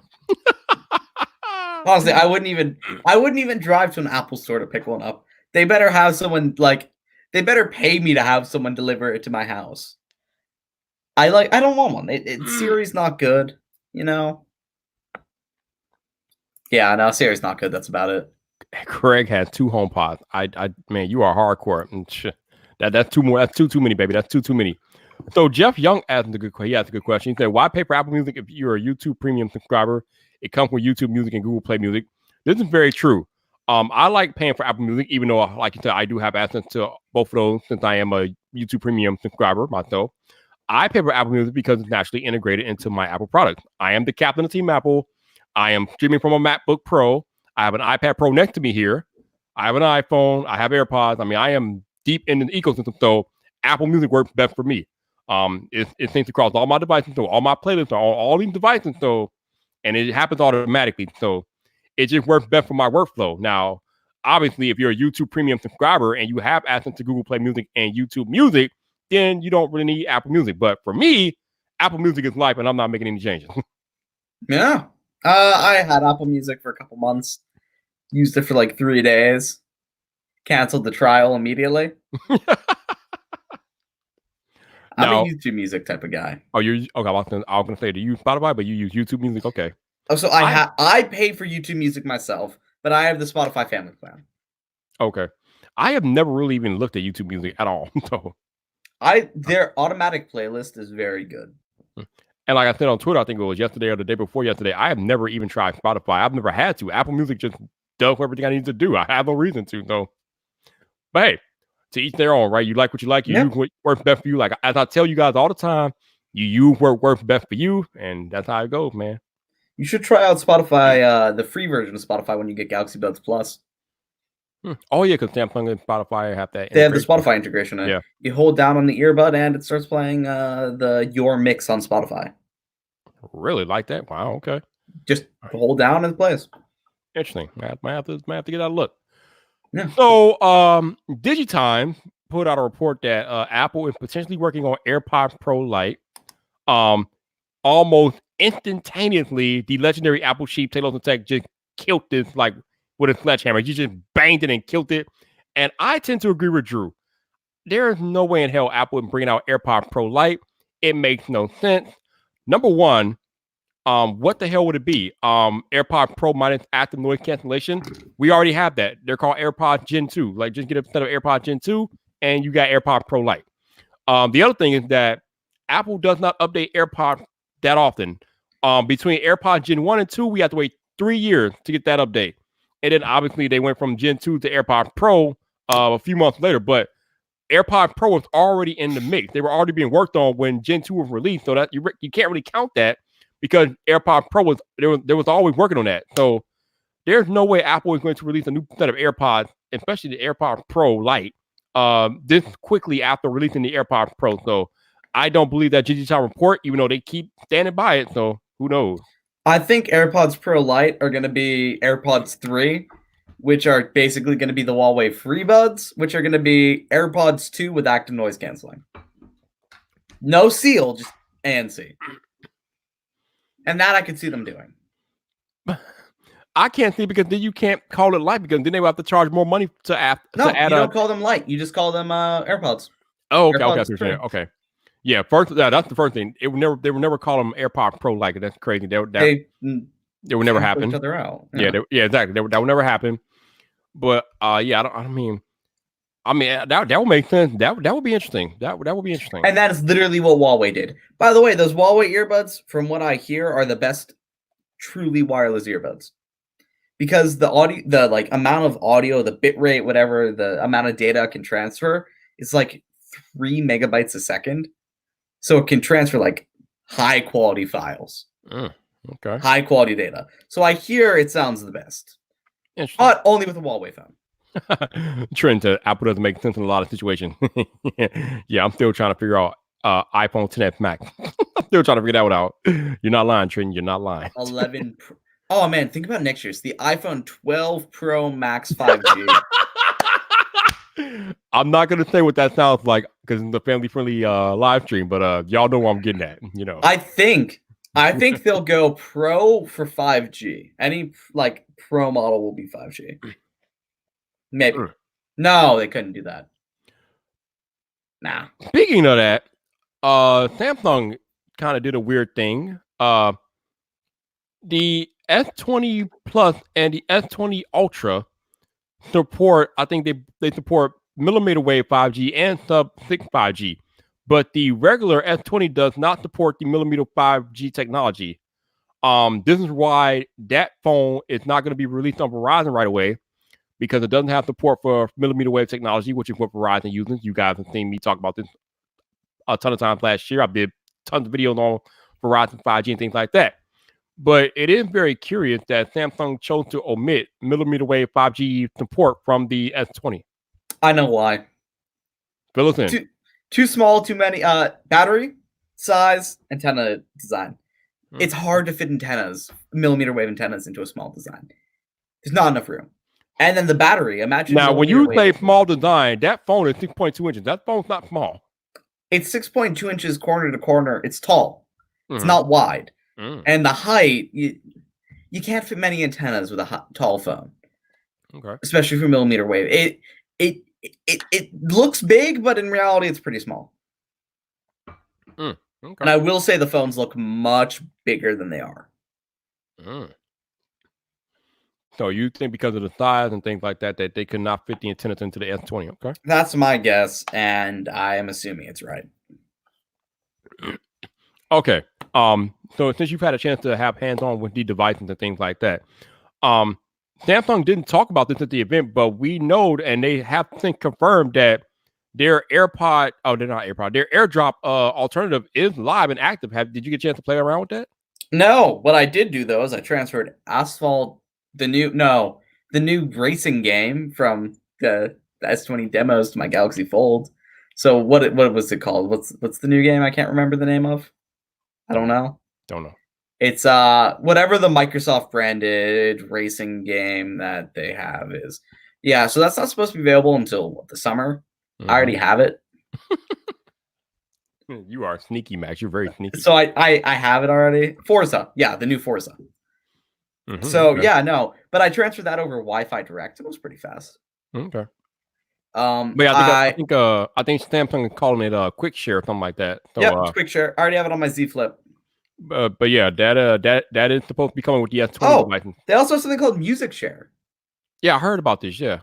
Can it load? Kind of. So basically, it's hard to read.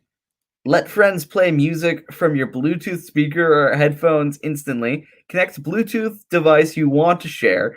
Your friends will be able to see the device on their Bluetooth list. Both phone and friend's phone have to have Wi-Fi Bluetooth enabled. Basically, your friends connect their phone to your phone and play music through your phone onto a speaker. That can have its useless. Yeah. So Scott says, I read an article the other day saying Apple still wants to make their own 5G modem because Qualcomm is too big to fit into the iPhone 12. It's not happening. No. There will be Qualcomm 5G modems in the iPhone 12, whether Apple likes it or not. They'll figure out a way to make it work because they haven't had enough time to develop their own in-house 5G modems yet. So also, I will say this: they're not going to be good if they do it. They bought the Intel modem tech. Yes. Notoriously terrible technology. Yes. I couldn't imagine theirs being anything better than Intel's. Probably worse, given it would be a Gen 1 5G chip. Yeah, like I said, not enough time has elapsed for Apple to actually be able to do anything with that technology or that acquisition. So there will be Qualcomm 5G modems in the iPhone 12. Apple will figure it out because they're smart and they'll make it work. Yeah. That's it. The three companies that make good modems, well, the three companies that make modems in general, Huawei, Samsung, Qualcomm. Yep. The best one is Qualcomm by far. By far. Samsung's number 2. Huawei, in my experience, is tied with Samsung at number 2. Okay. Yeah. Sorry. By the way, the iPhone is 4K 60 FPS stabilized, right? Yes. Everything Apple Pro was just asking me because he's trying to compare the S20 Ultra to it, and he wasn't sure. Oh, okay. Greg said, yeah, because Apple sucks at making their own chips. It's not that they suck. It's just that, again, they just acquired Intel modem business like a few months ago. They haven't had enough time to even do any R&D with that. So, yeah, that's going to take a while for them to be able to make their own 5G modem in-house. So, they'll be rocking with Qualcomm for the foreseeable future, whether they like it or not. They better be, because I want the best possible iPhone, and that doesn't happen unless it has a Qualcomm 5G modem in it. Don't mess this up, Timmy. Don't mess this up for me. I've been waiting for this day for a long time. Don't mess this up for me, Timmy. Do not mess this up for me. Yeah, hopefully they don't. Look, Qualcomm is the best modem. Yes. Period. Yeah, no. There's nothing else to say there. If it isn't Qualcomm, it's not worth having. Speaking of modems and 5G and things like that, if you believe T-Mobile, they have nationwide 5G. If you believe the marketing. But this is the more marketing than more actual result. From a technical standpoint, it is 5G. 100% technical standpoint, yes, it is 5G.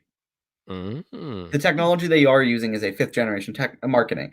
But when you're actually running the low band they're going about range over speed. Correct. Mid-band is where you get something around 300 megabits a second. That's mid-band. It has a little bit less range. Millimeter wave has the worst coverage and range you could ever imagine, but it's really fast. Correct. However, so it is technically 5G.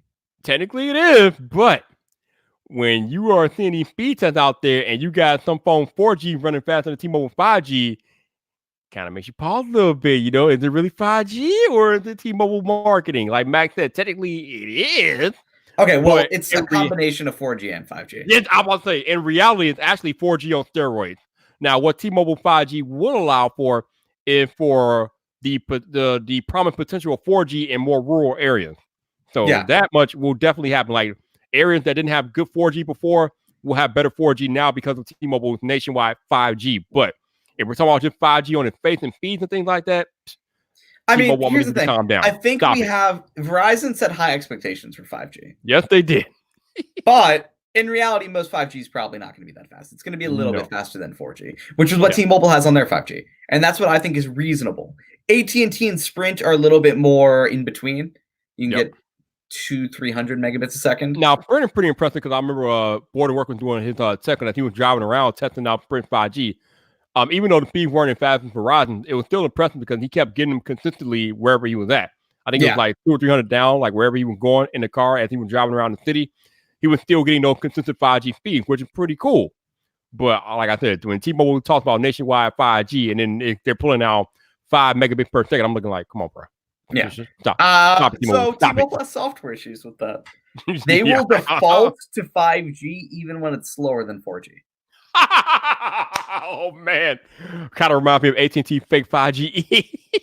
Yeah, I was told they're fixing that, but it's are they really gonna fix it? Are they really gonna fix it? Yeah, no, they have fixes coming up. It should be soonish for the S20s. Oh man, but like I said, the regular Galaxy S20 does not support multi-millimeter wave technology, which is why Verizon will not release it until later on this year. Apparently Verizon right now, they don't have a sub-6 5G network in place, or they don't have sub-6 5G.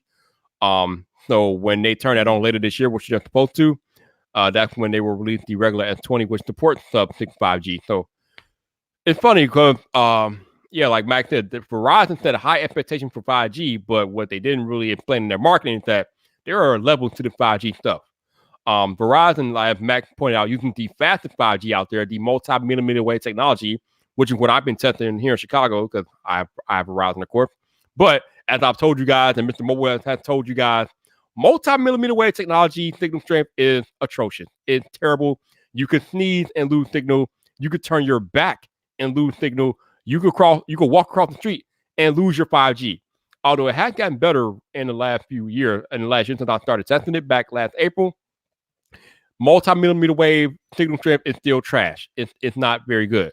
As opposed to what Sprint and AT&T and T-Mobile are doing with the sub-6 5G or the low-band 5G like Sprint is doing, it has more of a range. It has more signal strength. It has more range for coverage.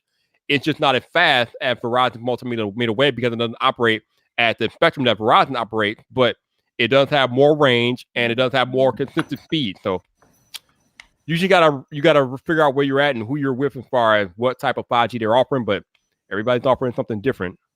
At some point they'll merge onto something, but not yet. And it's still very early in the stages of 5G. Even with where it's at now, you should not buy a phone this year because of 5G. You will be that is not what you want to do.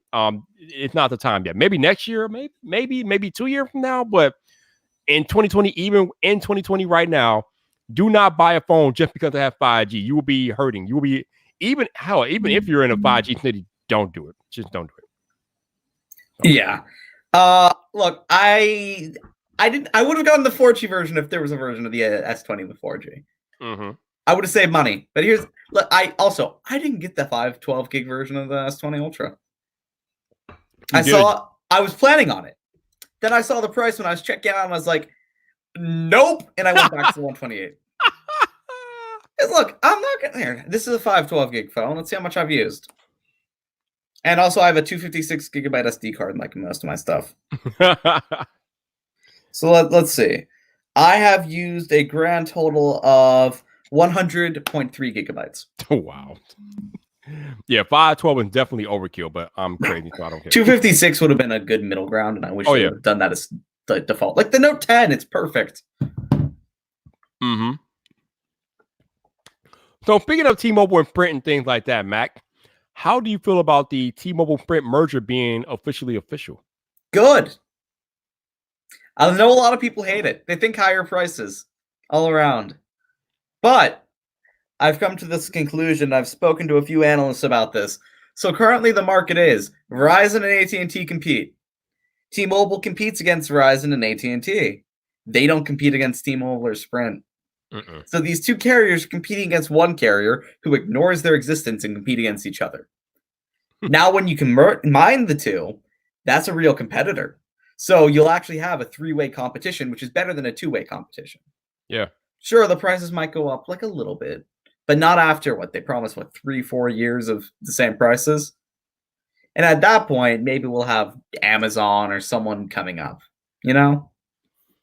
Well, part of the deal for the T-Mobile Sprint merger to be approved is they had to give away spectrum to Dish to create that fourth carrier. So I Yeah. don't know. We don't, but they probably won't do nothing with that, I'm guessing. But that wasn't part of the deal of that merger being approved. So I don't know.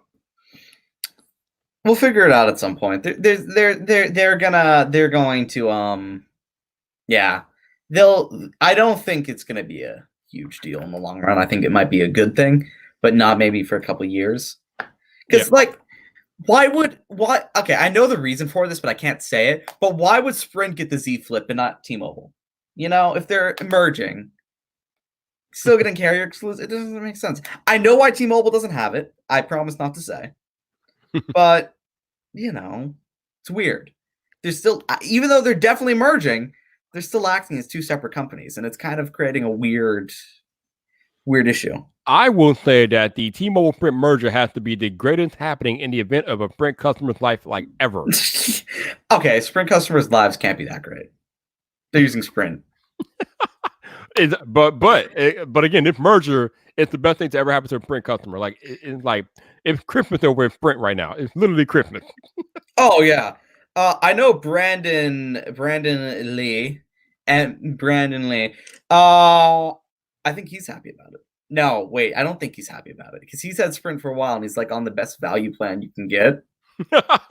And I think he's afraid they're gonna change the price around.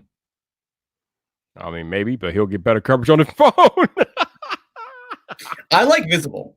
Visible's my favorite. Oh, okay. Do you know what Visible is?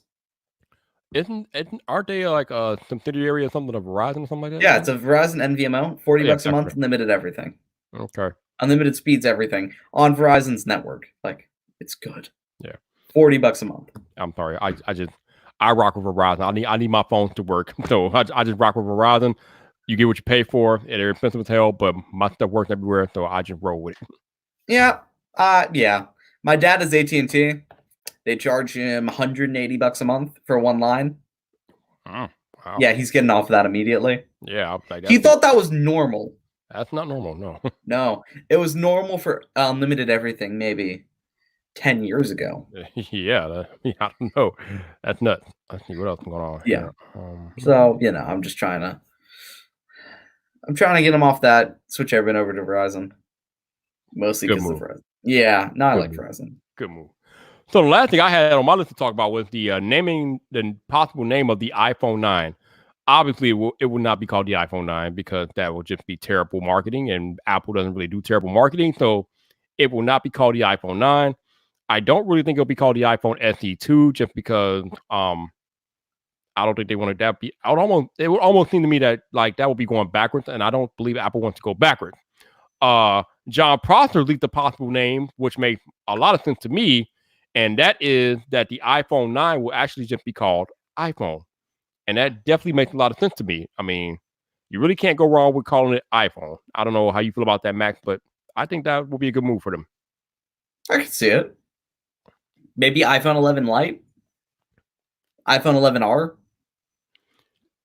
The only problem is if Apple doesn't plan on updating next year, then you really can't call it the iPhone 11 Lite because then it's just going to get left in the dust. So if you call it just iPhone, then they have a little bit of wiggle room as to when they update it again in the future. So maybe. iPhone 11 Air or iPhone Air?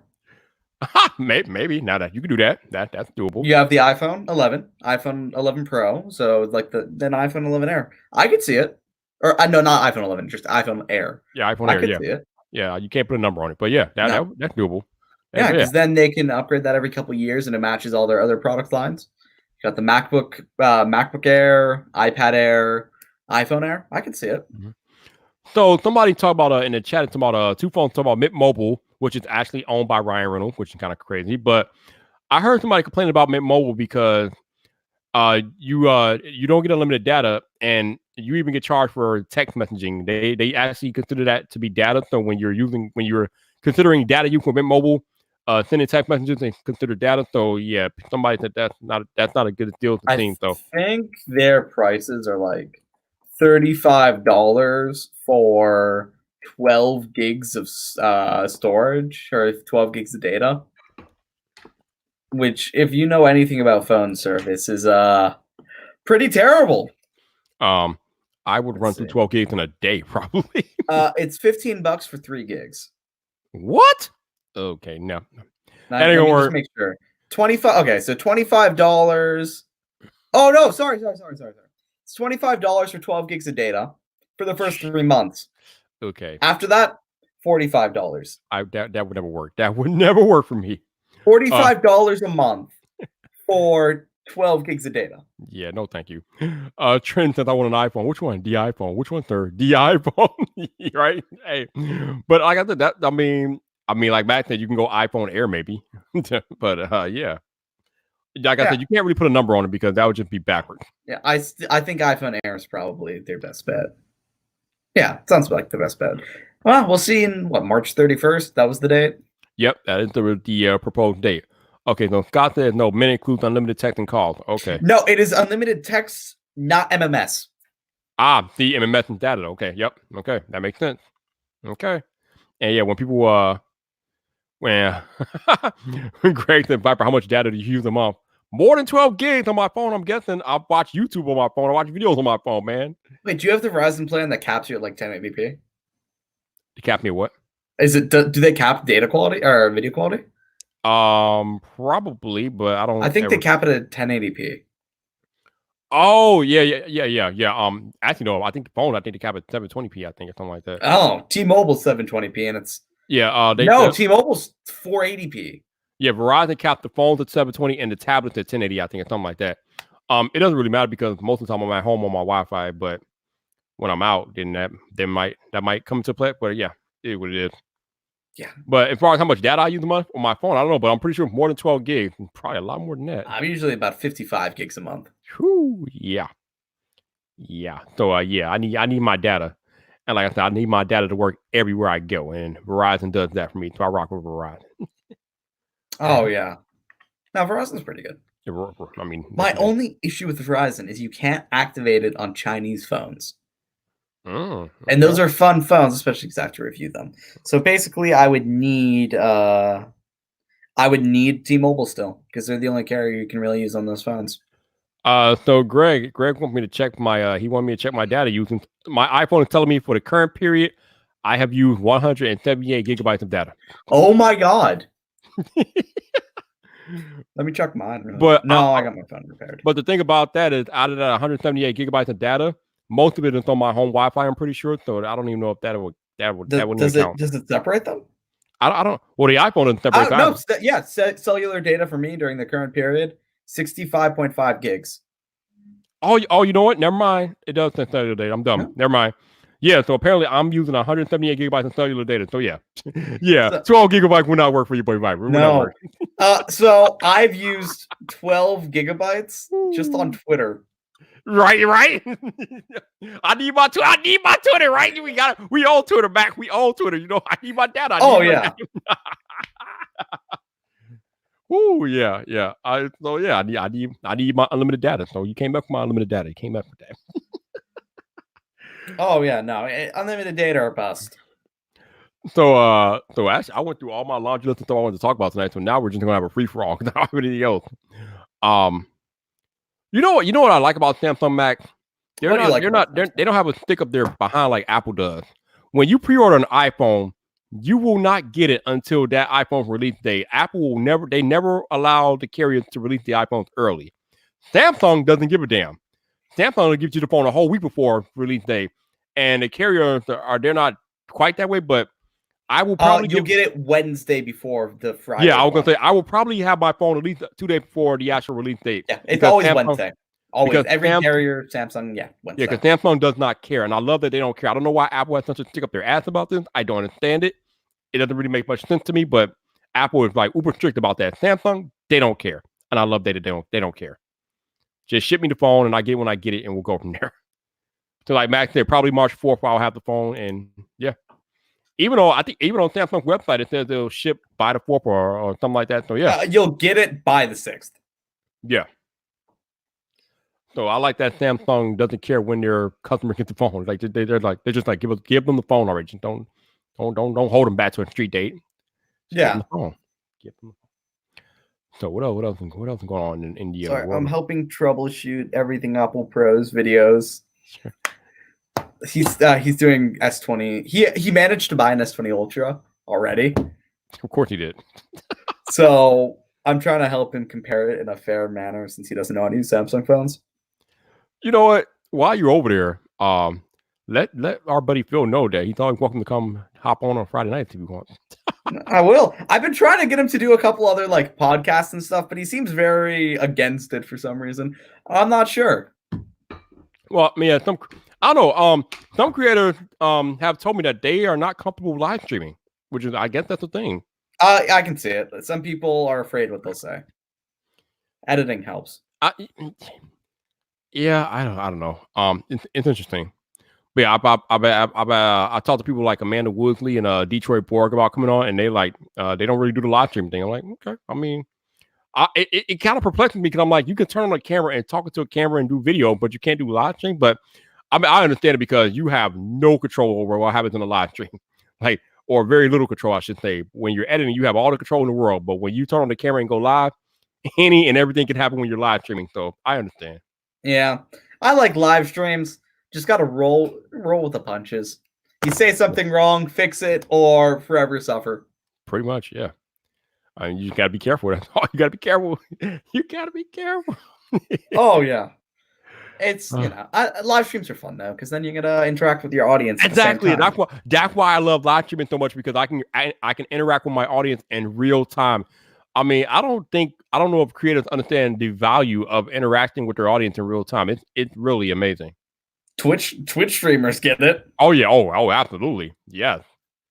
But YouTube creators that like MKBHD that don't live stream that often. I mean, it's a different world when you live streaming. Like I used to say, like when I used to live stream back on my main channel, I used to be like, "Yo, if you don't catch the live stream as it's happening in real time, you're missing out." Like, going back and watching the replay of a live stream is not the same as being there in real time. So you need to be there in real time to get the most out of that experience because it's few things on the internet like being in an actual live stream. It's pretty cool. Yeah, no, I 100% agree. Nothing like it. And it's also fun. Also, like Twitch, right? Do you watch much Twitch? A little bit, yeah. If you have Twitch Prime and subscribe, it's fun to hear Twitch streamers say your name. Well, your username. It's pretty cool, yeah. Yeah, doesn't hurt. It's fun. So I don't know or whatever. You haven't really mentioned it, but you don't have a YouTube channel, right? I do. I don't use it. It's tempted to upload something every now and then. Why don't you upload? Lazy. Not into it? Look, I might do it every once in a while, but it's not like I don't want to make it a full-time thing because I feel like I'm in high school going to college. I don't want to make it full-time.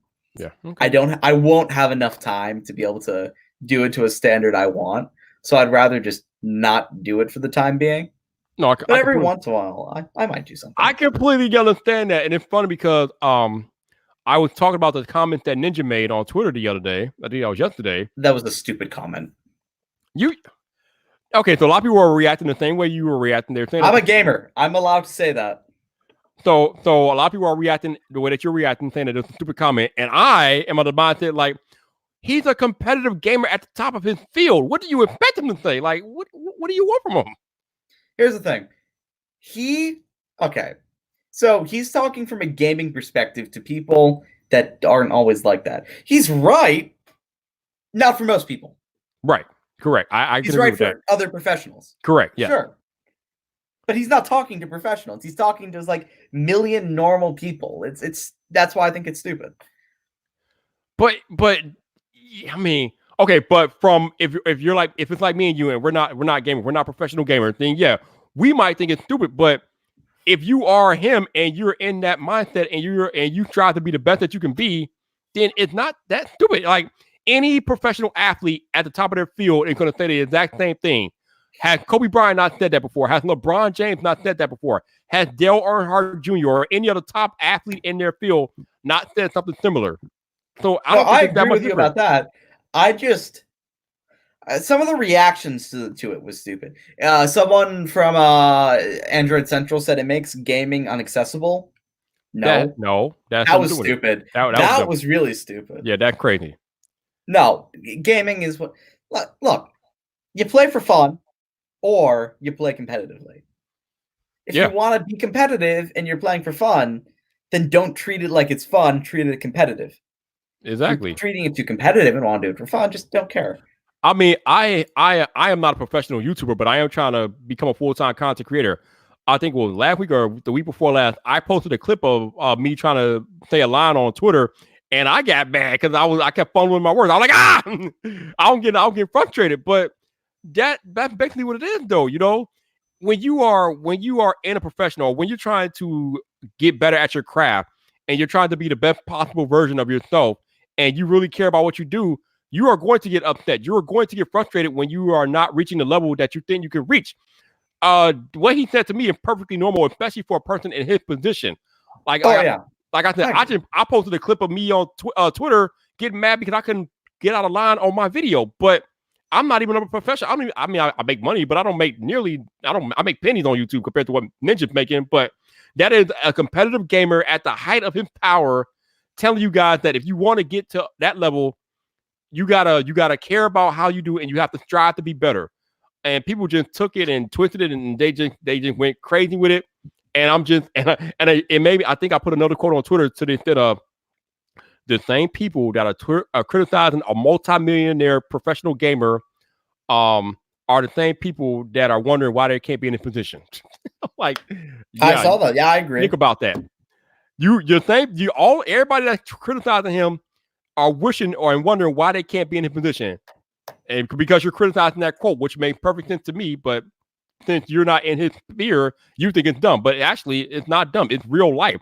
Now, could his delivery have been better? Absolutely. Like you say, he has his audience predominantly teens and children, so that might be a little much for them. But if you are an adult, or even if you're a teen or whatever, and you want to if you want to get to a certain spot in your profession, or if you want to be a gamer or a basketball player or a YouTube creator, that is the mindset that you need to have. You need to adopt that mindset of trying to get better every day at what you do. Otherwise, why are you doing it? Yeah. No, 100%. There's no reason to do anything unless you're trying to, Exactly. But like I said, because it's Ninja and he's famous and his delivery was a little off, people jump all over him. But yeah, it made perfect sense to me. I have no problem with the comments, even if everybody else does. I have no issue with them. Yeah, I feel like it was one of those things where some of those articles from certain websites that I just previously mentioned, but don't feel like restating at this point, did it just because it was something that was getting a little bit of controversy on Twitter, and they wanted to make an article that someone would click on. Oh, speaking of that crap, Mac, let's talk about what was it? Which site was it? Android Authority, I think it was. Ran with the story that Verizon would not support Pixel devices. Android, please. Oh, Android police ran with that story and completely, as Brandon from Disney Tech today said, fumbled. They fumbled it hard. They had to retract it. How do you put that out there without confirming that, or even vetting? What would Mac? You're a little into that. What happened, man? So they had one source who was reliable in the past. Oh man. And bad things happened. I tell you, this is funny. I am not a tech reporter. I'm just a guy who makes tech videos, but I have told you guys on multiple occasions, if you don't have at least 3 sources, you do not run with a story. You need at least 3 sources to back up. You get 3 sources to corroborate a story, run with it. If you can't get 3 sources to corroborate it, don't do it. Don't do it. Generally, I will go with 1 if they have proven to be trustworthy at least 3 times. Like if I could, I have things about the Note 20 and Galaxy Fold 2. I'm just not sure if they're right. But I hear them from Bloomberg or other places. Yeah, maybe. And actually, my Apple source, at first, he messaged me in October of 2018, was like, hey, the iPhone 11 is going to have a matte texture on the glass. I was like, okay, you're some random guy. I'm not going to listen to this. And then it was Michiko. He said it's gonna have matte texture. And I'm like, okay, he's legit. Matt's like, your credential confirmed. Yep. That's funny. So Hey, yeah, speaking of leakers and stuff, what do you think about our boy John Prosser getting all these pixel leaks and things like that? Okay, so I like John. He's a great guy. But I mentioned those to someone that has a contact at Google. When they had asked Google about it, the Google people started laughing. Basically, I'm not convinced they're real. Okay, Bixby, you're done. But I like him. He's great, but I don't think those are real. I can't believe it. And it's not that like, hey, it looks stupid. I can believe maybe someone's working on something like that, but it's not going to be Google. And I just don't believe that's actually a prototype they're working on, or would even bother releasing. Wow. Ooh. Okay. Okay. I mean, Google's not that dumb. I mean, that's the crazy thing about the league game, man. Your source could be right, your source could be wrong. I guess we will find out in due time. And it's not always a big deal. Yeah, I mean, wrong John. Every once in a while, whatever. I mean, John even said that's one of 3 possible prototypes anyway. So I mean, hey, I've mentioned before. Basically, everything I say, it can change. There's no way to confirm it. When I said it is right, 3 months down the line, no, might not be. Okay. Yeah. Yeah. Especially with the way that tech works, like information, like especially early in the stages, is kind of fluid because it's always subject to change at a dime. So you just don't know, man. Yeah. Y'all leakers be playing a dangerous game out there. Y'all leakers are dangerous. No one. Oh, here's the funny thing. People trust me. They trust me. People that get embargoes, they'll send me stuff and be like, don't leak. And I'm like, all right. Then I don't. I've proven my trustworthiness. But you wanna know who doesn't trust me? Samsung, but that's fair. I don't know if I can say that. They invited you to their event and they let you in. They invited me before the leaks. It's hard to uninvite someone. I'm pretty certain I'm not going to be at the Note 20 launch.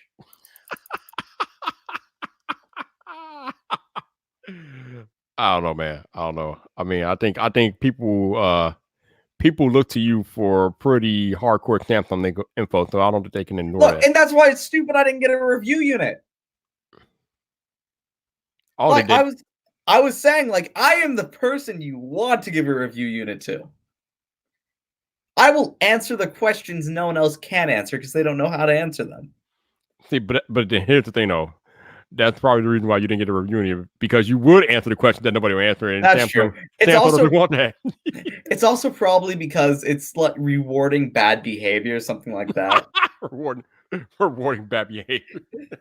I guess I can understand because you did leak their event date and they had to come out and confirm it after you leaked it on my live stream. I was not the first person, but I was the person that got covered because you're you. I know how to find stuff. They posted that and I immediately found it. I know what I'm doing. You're Mac Weinbach, damn it. My goal is to know everything. Boy, genius for you haters out there. If I don't know everything, it's not enough, you know? Oh man, this is funny. Yep. Oh, MKPhD just posted some S20 Ultra samples. He posted some what? S20 Ultra pictures. Oh, okay, cool. It looks kind of cool. Yeah, like them cameras, man. Them pictures I've seen on Twitter, those cameras look nice. The 108 megapixels crazy good. The 40 front-facing cameras crazy good. Yeah, that's. Whew. I mean, those front-facing pictures are looking almost pixel level, dude. They look that good. Oh, I think it's better at this point. It's all about that software, and honestly, I can deal with it. I like Samsung software. I've always said I prefer appealing rather than color accurate. Okay. What do you think? Appealing or color accurate? I mean, I don't know. I think it depends on the picture and the situation, man. I mean, in some situations you want more color accuracy, but in other situations you want a more appealing picture. So I think they both have their place. I agree. I don't know. I've been generally going for, I don't know. I guess it's one of those things where you have to, it's personal preference. Michelle said you're lucky you didn't get exposed live on I stage. wish I did. Man, Samsung ain't gonna think about Max on stage. They not the last thing they're thinking about exposing Max on stage. What was it? Tom's Guide interviewed me afterwards, and they're like, "Have any of the PR teams ever reached out to you about the leaks?" And I'm like, "No." They ignore my existence up until the event when I beg for an invite, and they say maybe.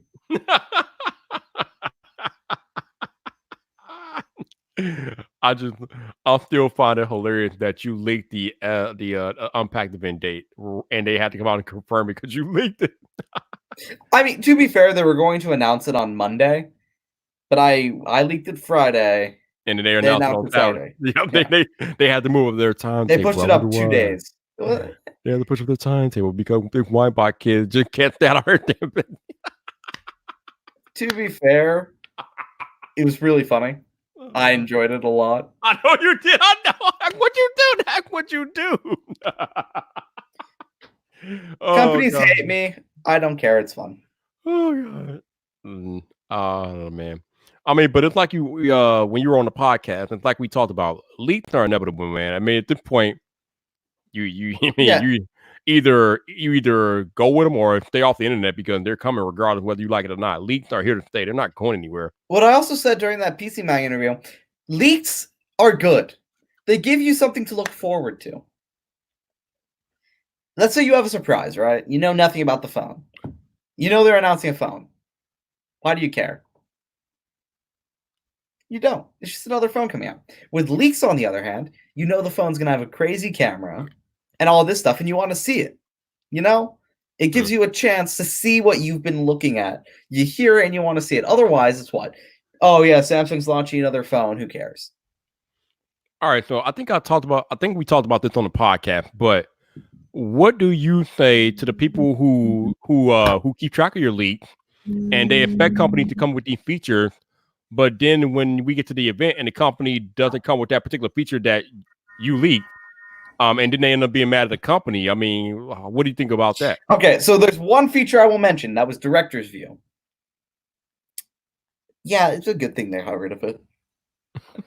I spoke to someone at the event who I won't mention because they don't want to be mentioned. Apparently, it was really bad. Like, they had it in prototypes, early on prototypes, and a lot of people used it.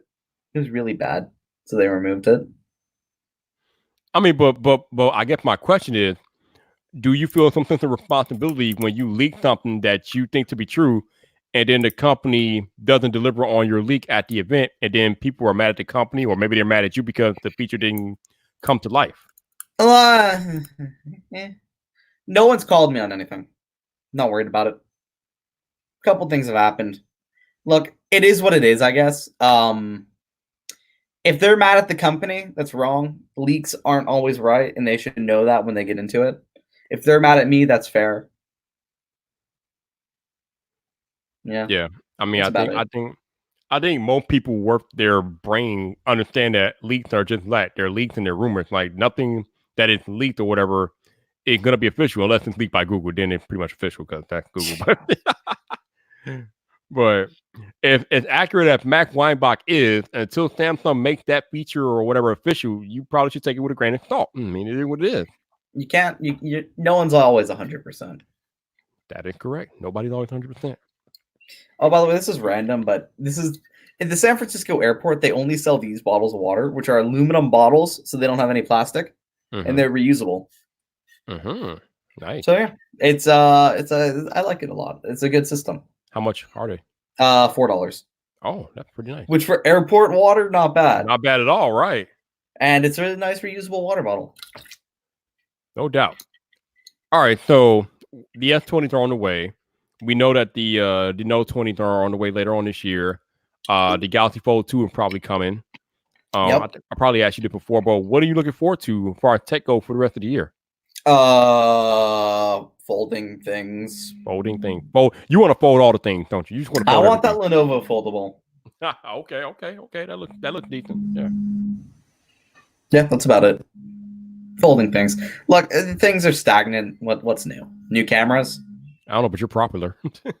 Yeah. Your phone blowing up. Yeah. Okay, the haptics in this phone are not great. It's funny because I was watching a video from Mr. Who's the Boss earlier this evening, and it was I think it was his dear smartphone company video, and he was talking about how smartphone companies need to concentrate more on haptics, and I completely agree. Like it's not a big thing, and we don't really talk about it a lot, but having good haptics on your smartphone is like next level. Like Apple does this very well, Google does it well with the Pixel phone, but haptic feedback and having haptics on your phones, companies need to pay more attention to that stuff because that that's legit. The S20 Ultra have very good haptics. Yeah, since that video was legit, man. Like Mr. Who's the Boss, that dude is like next level intelligent, man. That's a smart dude. But yeah, haptics is very underrated, and we don't really pay much attention to it. But they really make or break a smartphone experience. So I had the Honor 20 as Chris Davies, who has the best Twitter account I followed in a long time, by the way. He called it haptic hand slime. Wait, what is haptic hand slime? Bad haptics on a phone where it just feels slimy. Oh, wow. Ugh. Also, you don't want 4K screens on a phone. What was it? As DisplayMate said, when you get the technology Samsung's using in the S20 Ultra, they can use a 3 or 2K display and make it seem like a 4K. Mm-hmm. Also, there are some people that disable haptics totally on their phone, and they're crazy, and they should be arrested immediately. I will say that I'm looking forward to if you get this whole this hack working with the 120 hertz quad HD simultaneous happening. I hope you get that hack working because I'm doing that. Yeah, it's not looking good right now, but maybe once I get the phone. Not looking good right now. Okay. What was it? It's inaccessible when Ice Universe tried it. But I need to try a couple more things, but yeah. Okay. Gotcha. It's what's it say? No one will understand this. No, it just says refresh rate mode unaccessible. So I got a question for you. Knowing all the specs that Samsung is throwing into these S20s and probably the Note 20s, do you think Google will respond or be able to respond by specking up the Pixel 5? Nope, not at all, huh? All right, so here's the thing. Google doesn't need specs. What they do is they do software. Right. So they don't need specs. They're not selling to people like us. But I mean, when you got Samsung like overpowering phones like the S20, you got to have some type of hardware to like even come close to those specs. I mean, there's only so much you can do with software with inferior hardware, though, right? Yeah. Google can do a lot. The Pixel 4 is great. Oh yeah. Almost, I would say the top 5 2020 phone or 2019 phones. Easily. And that was all software. Nothing hardware related was great about that phone. I completely agree. I said on Twitter a few weeks ago that the Pixel 4 is the most underrated device of 2019. Yep. That phone 100%. That phone is legit. I love it. I remember I kind of gave it a bad rap because it wasn't bringing what the competition was bringing. But if you just look at it in a vacuum for what it can do and what it does bring, very good device, very solid device. I am 100% okay with viewing phones in a vacuum. And I only say that because I can and I do. So I'm about to say, you can do that. I don't have the luxury of doing that because as a reviewer, I have to like present everything that's out there to my audience so they can make the best decision. But I don't like when I review phones. I like to talk about I don't like to compare. I like to say, hey, this phone is great. Is it worth the money? Probably. Is it worth the money compared to others? No.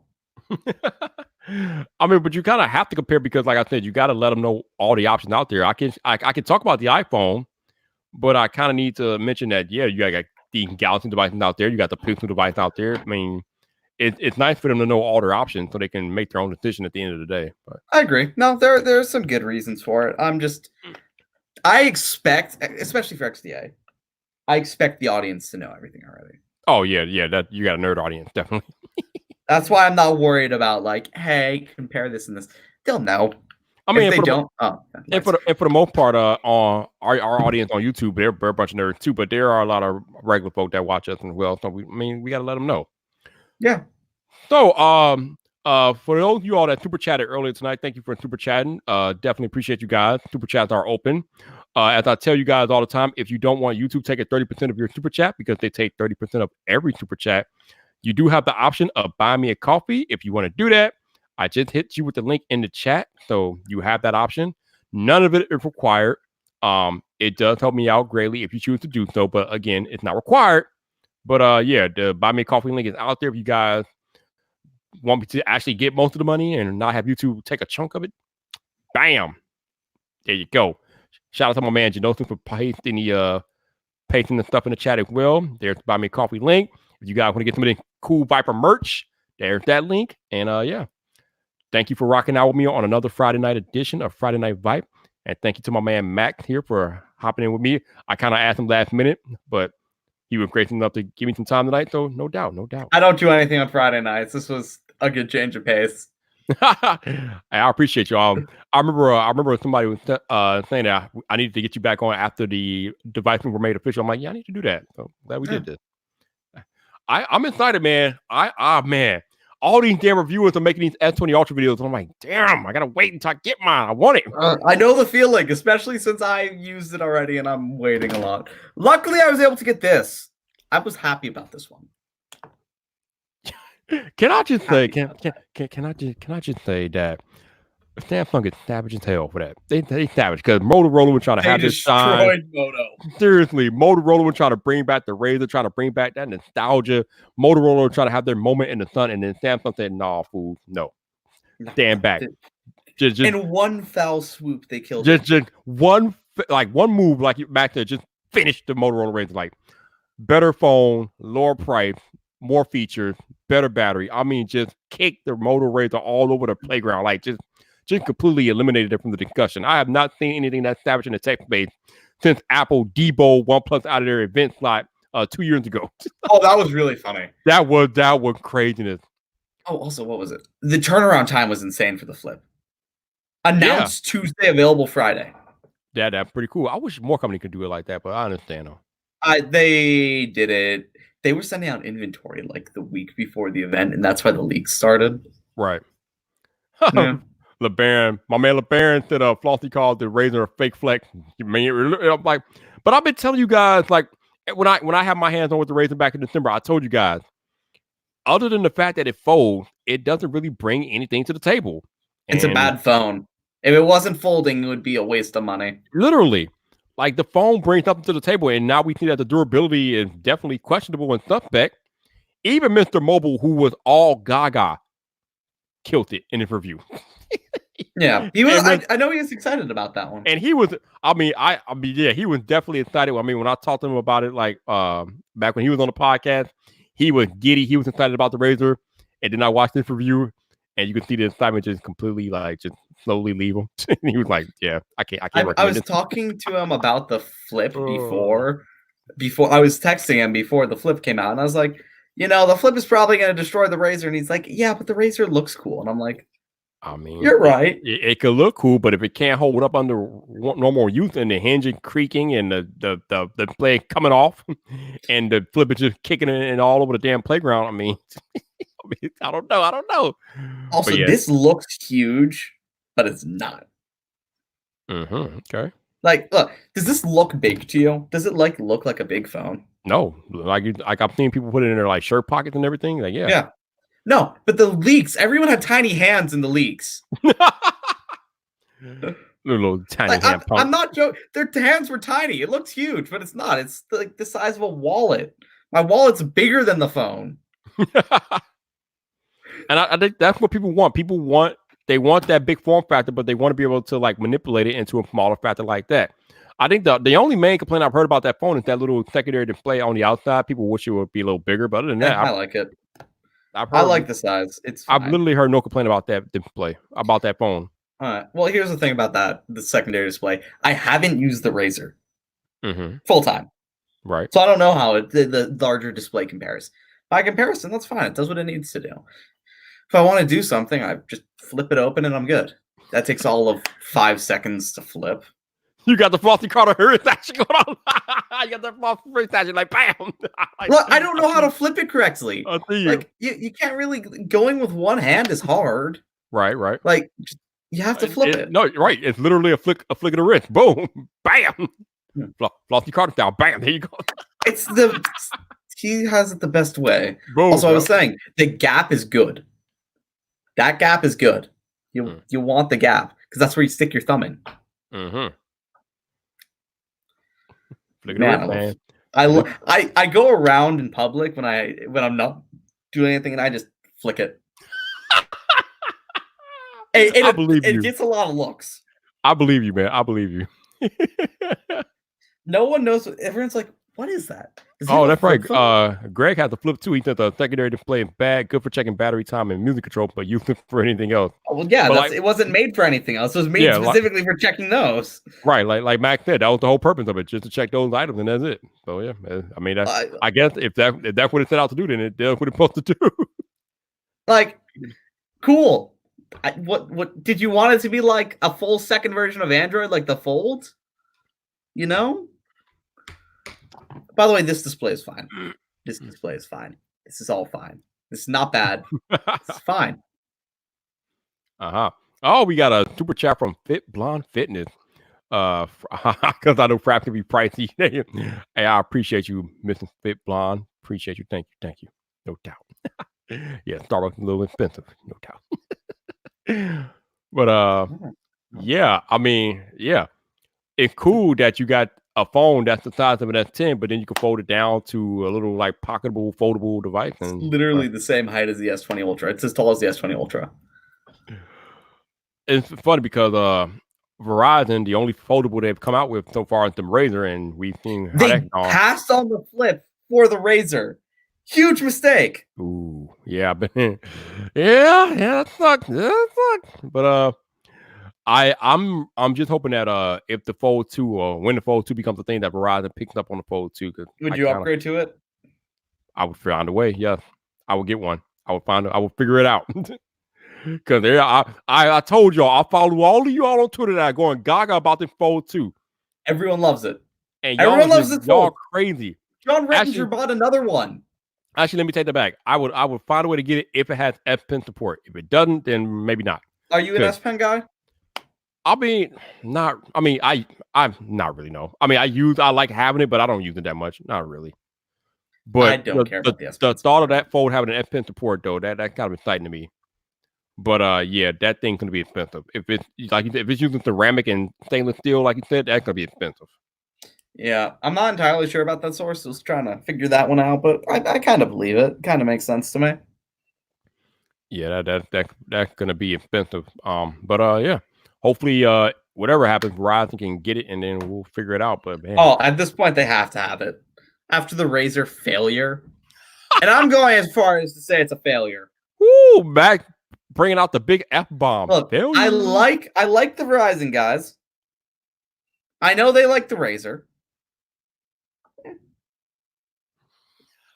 Yeah, I love how he paused and he won't say nothing else. He's like, yeah, I'm gonna stop right here. Yo, listen, I got friends at Verizon. I love the Verizon guys too, but the flip just completely obliterated the RAZR. It just annihilated it. Like it's not even fair. It's just bad. Yep. And just it's tough out here in these tech streets. It's tough, man. You gotta bring your A game every time, otherwise somebody go come punk you. And Samsung straight up punk Motorola. They punked them with that. They really did. They punked him with that flip, that Z flip, that Z flip, and punking that RAZR. Oh, you're a Z flip guy.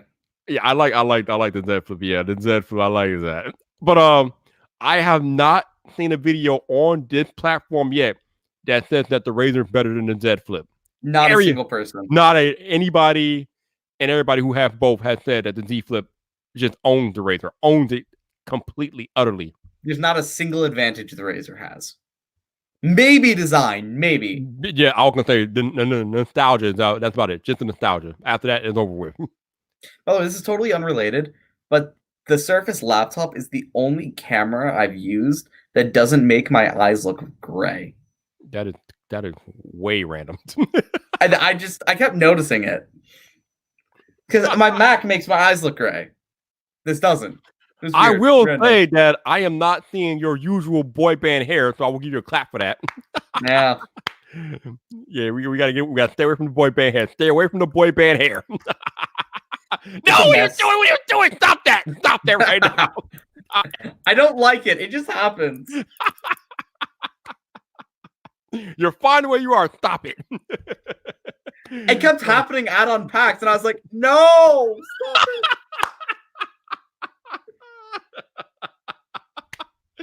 Oh god, we do too much on these Friday nights, man. We do too much. Oh yeah. Great. Yeah, actually March 6th is exactly 2 weeks from today. So within 14 days, if you pre-order the S20 phone, you will have it. You should have it in about 12. And I'm wondering when Samsung is going to give me the phone that I won. Apparently, the people who handled it were on vacation or something, so I guess that could be handled next week. It was DJA. Yeah. Yeah, no, they took a break after Unpacked. Yeah, so apparently I gotta wait for them to untake a break before I can get my winnings. Apparently, they're the same guys that run the Samsung members program. Oh, yeah. See, here's the thing. Up until recently, I had no idea that there was an actual Samsung members ambassador. So the members and the ambassador program is the same thing, right? Yeah. Okay, I didn't even know it existed until recently. So the members program has two parts. The Samsung members normal forum part. Okay. And then Twitter. So every time they'll take their 10 most popular forum members from the US, send them out to Unpacked. And they take 10 random Twitter people and they send them out to Unpacked. Wow, okay. That's weird. I got invited for the S10 launch. But you had to be 18. I turned 18 2 weeks after the event. Oh. It was not fun. That sucks. Yeah. See, here's the thing though. Like, I wish Apple had a program similar. I don't think they do. Apple doesn't even care about us that much. But my thing is, I would be a terrible Samsung member because those people they constantly they're like Samsung this and Samsung that. I'm not doing it, dude. I can't do that. I'm friendly with them, but I will say, they live, breathe, and eat Samsung. Yeah, that's what I mean. I don't do that. I'm the captain of the team out, but that's not happening. But I love Samsung. I love their products. Obviously, I pre-ordered even though I won an S20, I'm still pre-ordered. I went out and pre-ordered the S20 Ultra. So I like Samsung, their product. I love their products. I love what they bring to the table. I love how they push the envelope. But I don't eat, breathe, and sleep Samsung. I don't do that. Nah, you're an Apple guy. Now I don't even eat, breathe, and sleep Apple. I just prefer Apple products. I've seen some of these Samsung members. I'm just like, dude, you're overboard with this stuff. You're way overboard. So people seem to think I'm one of the eat, sleep, breathe Samsung guys. No, I'm not. You're not. You just do leak. Yeah, basically. I do prefer Samsung products. I think they make the best Android products. I do. I think they probably. I agree with that. I agree. Their hardware is the best. There's no doubt. I think their hardware is better than Apple most of the time. Again, I can't really argue. These S20 devices are Mac and the iPhone devices around right now. Even their software. The software is the best Android has. That's where we different. That's where we go off the reservation. Android has. Best Android. Okay. I'm about to say that's where we are. I'm about to say, whoa, okay. Some aspects of it are better than iOS. iOS wins in other places. Okay. I'll give you that. You can get that answer. I'm about to say, whoa, that's where we part ways. Yeah, no. But it beats out every Android thing. It is what it is. Yeah. Samsung's the best. Yo, we got the tech preacher Eric from Easy Computer Solutions. What's up, Eric? How you doing, man? How you doing? But yeah, I got these Samsung member cats. They cool. I rock with them. I follow them. I watch them and stuff. But on Twitter, they're like, "Oh, we're with Galaxy. Oh, thank you, Samsung." I'm like, y'all doing too much. Y'all are doing too much. Calm down. Okay. They don't want to get uninvited. Right. Exactly. I'm like, you can like a brand without trying to completely suck up, y'all. Like, calm down. Seriously. Yeah. Calm down. Sucking up is to the point on which don't do it. Yeah. No, I'm good. That the GIF from one of the reward shows. It's like, cut it out. Yeah, stuff like that. They go a little bit hard. I've told them that. They don't care. Listen, Blue Brand, I know you're the leader of the Samsung life, but no, the software does not win over. Like Mac said, there are some aspects of Samsung software that is better than Apple, but overall, no. I think they're designed for larger displays as much yes, as I like. Yes. Oh my God, yes. 100 times agree. We still don't have multitasking on iPhones, and Samsung's like, dude, you're like 5 years late, Apple. What the hell you been doing? Dude, you can have 3 apps open at once on the Fold. Yep. Hey, I can only have one app open at a time on this damn iPhone. One app. Yeah. And he has I got 3. Telegram. You can't see it because light. But I feel personally attacked right now. He personally attacked me with a Galaxy Fold. Oh, I had a Samsung thing ship. Oh, my Galaxy Buds shipped. Damn it. I had a Samsung product ship, and I thought it was my S20 shipping early, but it was the Galaxy Buds I got with it. You got fake news. Listen, man, so as part of my winnings, I am getting a pair of Galaxy Buds Plus for free. Shout out to Samsung for that. Am I excited for it? Not really, but I'm gonna use them. I'll test them and go from there. But I'm not all that excited about it. God, that is a mirror. Yes, it is. It's very shiny and chromatic. It's called mirror purple, and they're not wrong about that. No, they're not. No, they're not. Oh man! Wow, this has been a cool Friday night, man. I'm glad you hopped on with me. This has been cool. It's been fun. Yeah, it's been fun. Dude, you better calm down, LeBron. You need to calm down. Let me see you not have an S20. You better have an S20 in hand, and that's about thief. Samsung night. Oh man. Oh my God. So I keep getting email from Google about a change in their terms of service. I'm like, I'm not reading. What do you? I got those as well. I've been. Yeah, like what do you change? Like what? I mean, come on, bro. Like, stop it. Okay. The thing about Google, I kind of want to be added to their Team Pixel program. Just kind of. Mostly because I don't feel like buying phones for them. Look, I don't think they're good enough to buy their phones anymore. Like, at first, sure, but now I'm at this point where I don't really want to buy them. I still will, but I don't really want to. And that's why I like Google, because I am the captain of Team Apple, but yet somehow I ended up as a part of Team Pixel. But you don't see me shilling Google and be like, oh my God, Google, yeah, Google, no. And Google doesn't care. No. Google doesn't care. Okay, no, Google cares. Team Pixel does not. Okay, yeah. But yeah, I guess. But Team Pixel doesn't care if you like stuck up and all that stuff. They just want you to promote the device, and pretty much that's it. Yeah. I'm okay with that. I can do that. Mark is the best. Oh yeah, Mark and cool. Mark and good people. But yeah, Samsung, they want you to like shower them with rainbows and purple skittles and blossoms. I'm like, not doing that. No, I can't do it. Sorry, I can't do it. I kind of do it sometimes when they deserve it. When they deserve it. I mean, if they listen. I'm talking about. I'm saying all this now, but I like I told you guys on the event day and since the event day, I have to give Samsung all the credit in the world because these Galaxy S20 devices are spectacular. Like these are probably realistically these may be the best smartphones ever. Like let's keep it 100. Oh no, 100%. These might be the single best smartphones ever. I mean, they are that powerful. They are that spec'd out. Like I'm fine with paying the price. I'm fine with the price. Like Flossie Carter said in his S20 Ultra unboxing earlier today, I think it was. There's nothing that these phones can't do. They do everything. Like I gotta give props to them for that. I can't knock them for that. They did the damn thing. It's one of those. I'm fine with the price. It's a high price. Yeah. Don't get me wrong, but it is worth it. I mean, your boy Viper ordered the top of the top. So I mean, what it is, but no, I mean, I wholeheartedly believe the $1,400 price for the Ultra is worth it. I know a lot of Apple fans were commenting saying it's not worth it. It's too expensive. It's more expensive than the iPhone. Hey, yeah, but it can do everything the iPhone can, plus it's like 20 times more. I mean, if we could be painfully honest, ain't no smartphone worth $1,400. I'm just gonna be honest, but these Ultras, fair. I will give you that one. These Ultras are legit. Okay. Yeah, if you're going to be spending that much, yes, this is the phone you want to get.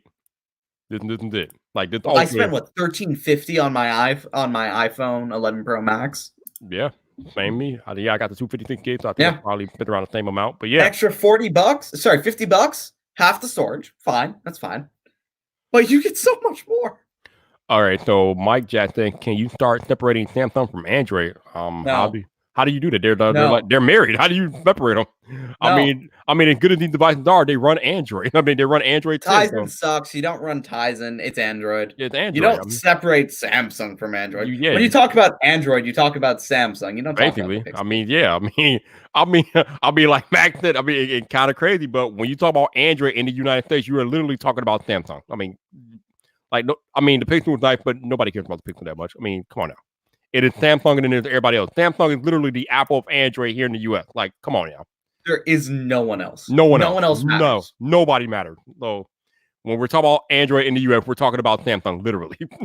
They're literally one and the same at this point. Oh, man. I'm getting another phone call. Oh, Genosis, I agree. If Apple went all out like that, it would be killer, but they won't. They won't do it because they play it too safe. They won't ever. I would probably be rocking a cane before Apple went all out on an iPhone like Samsung did with these S20s this year. Apple won't do it because they don't have to. Apple does not have to go all out like this. They don't have to, and they won't. Yeah. They don't need to. They don't want to. They don't have to. LeBaron, I hate you, LeBaron. He's like, you better start showing the proper respect because it wasn't for Samsung offering y'all to be using a 4.7 display. He's not wrong. I'm not right. I'm about to say he's not wrong because the Galaxy Note started off an entire era of big phones. So I'm gonna give you that, LeBaron. I'm gonna let you get it. I think Samsung has innovated more than any other company. Yeah, I mean, Samsung. To me, Samsung is the T-Mobile of the wireless hardware industry. They push wireless hardware forward. 100%. Samsung are the ones who came out first with wireless charging. They were the first ones with a big screen phone with the original Note, like 10 years ago. Yep. They are still the only player in town with an F Pen that mattered. I mean, people have tried, and nobody come close to the F Pen. LG, Motorola. They tried and failed. So the Samsung F Pen is the only one that even matters. So Samsung, they do innovate. They do push the envelope more than Apple, but Samsung has Samsung has resources that other companies just don't have. Like Samsung has more money than we will ever know what to do with in our lifetime. Like, they have a military. Yeah, they what did Rene Ritchie call them? A nation state. They have unlimited resources, so they can do whatever, and they do whatever. And a lot of times, recently, it's been working. So Samsung's been getting it done. Yeah, I think the S20s, even though they're expensive, will be the best selling. And I would go as far to say is they're going to bring a lot of iPhone people over.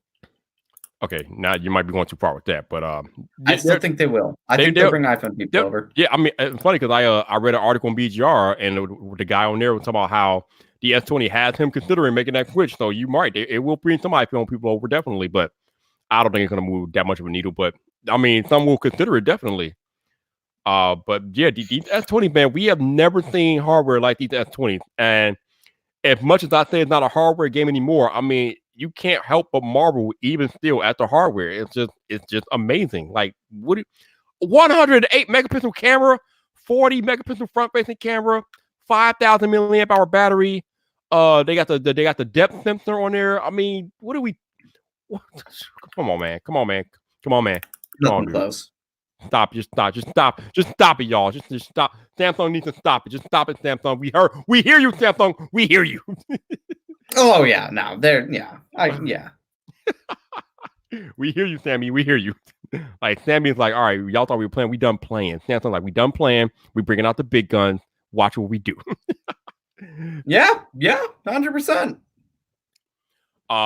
And I think I made a comment about over a year ago about how Samsung is finally starting to flesh out an ecosystem, and you saw that at the Unpacked event. They have a stronger integration with Spotify.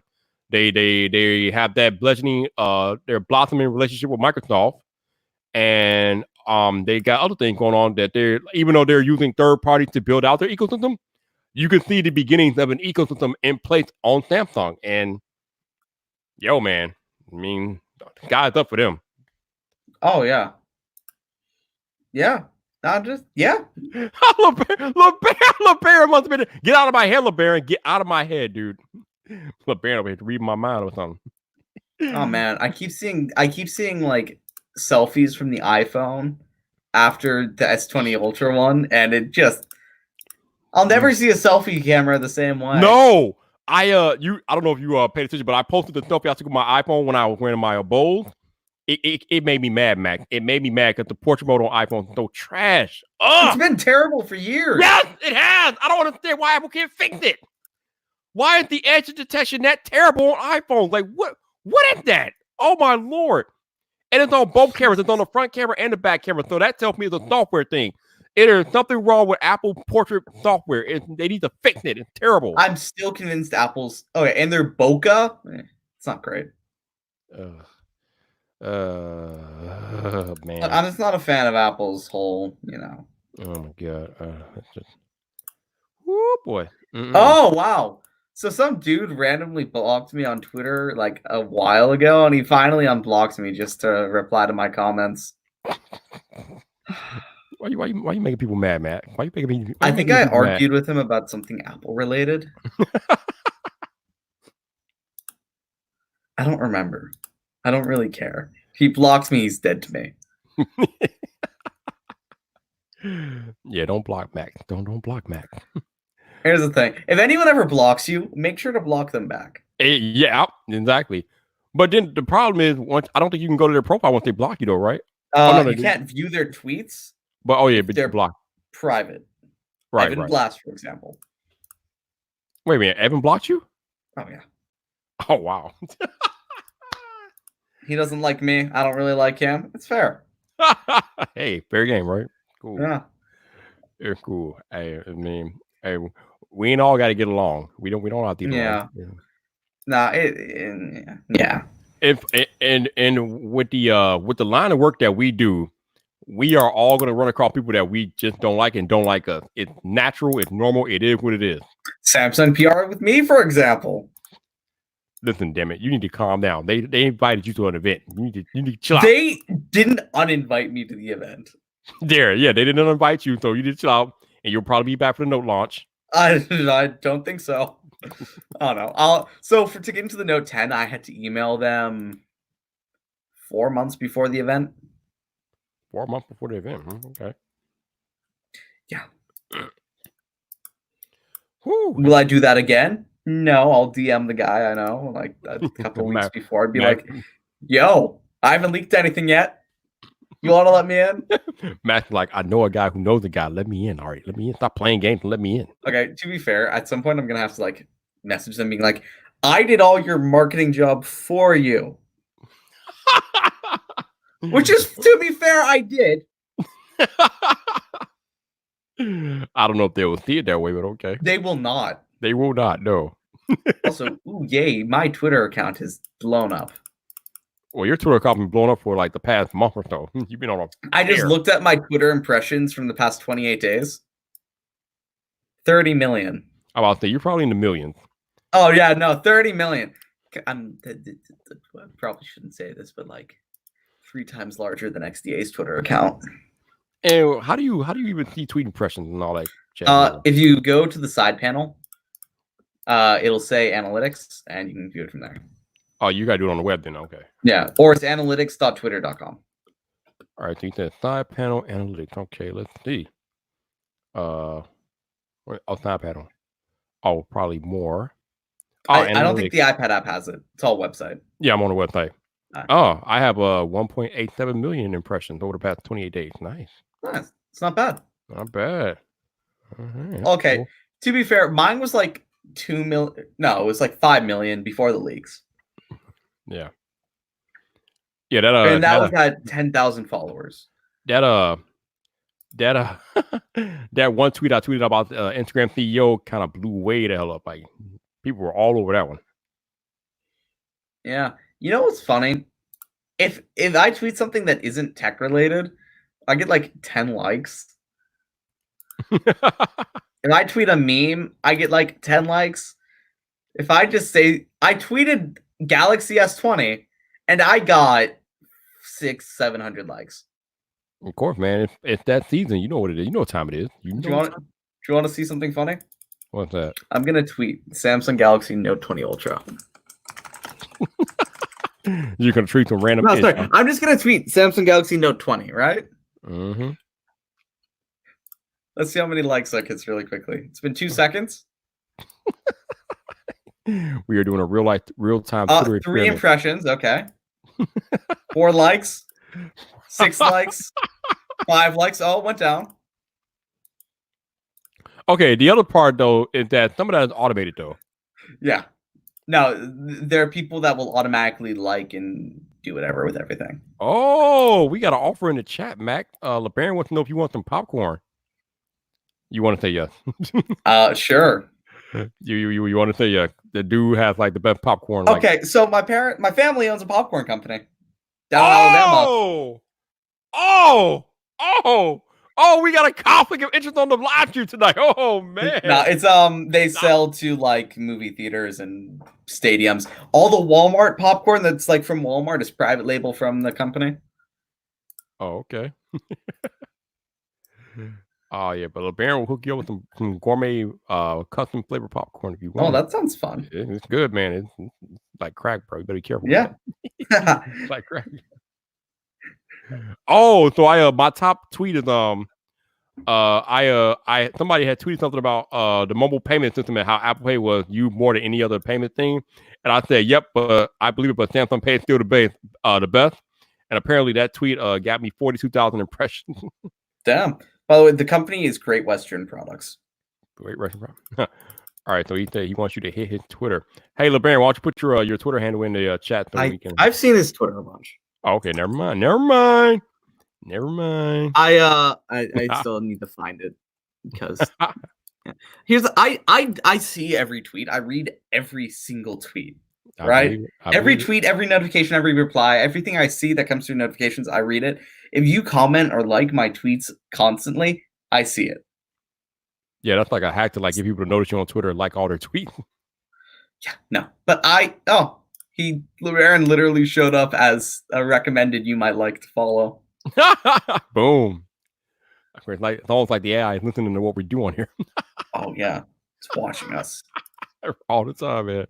All of the time. Whew. Oh my goodness. Yeah, Twitter is like people sleep on Twitter, but Twitter is life. Twitter's the best client, you know. The best, man.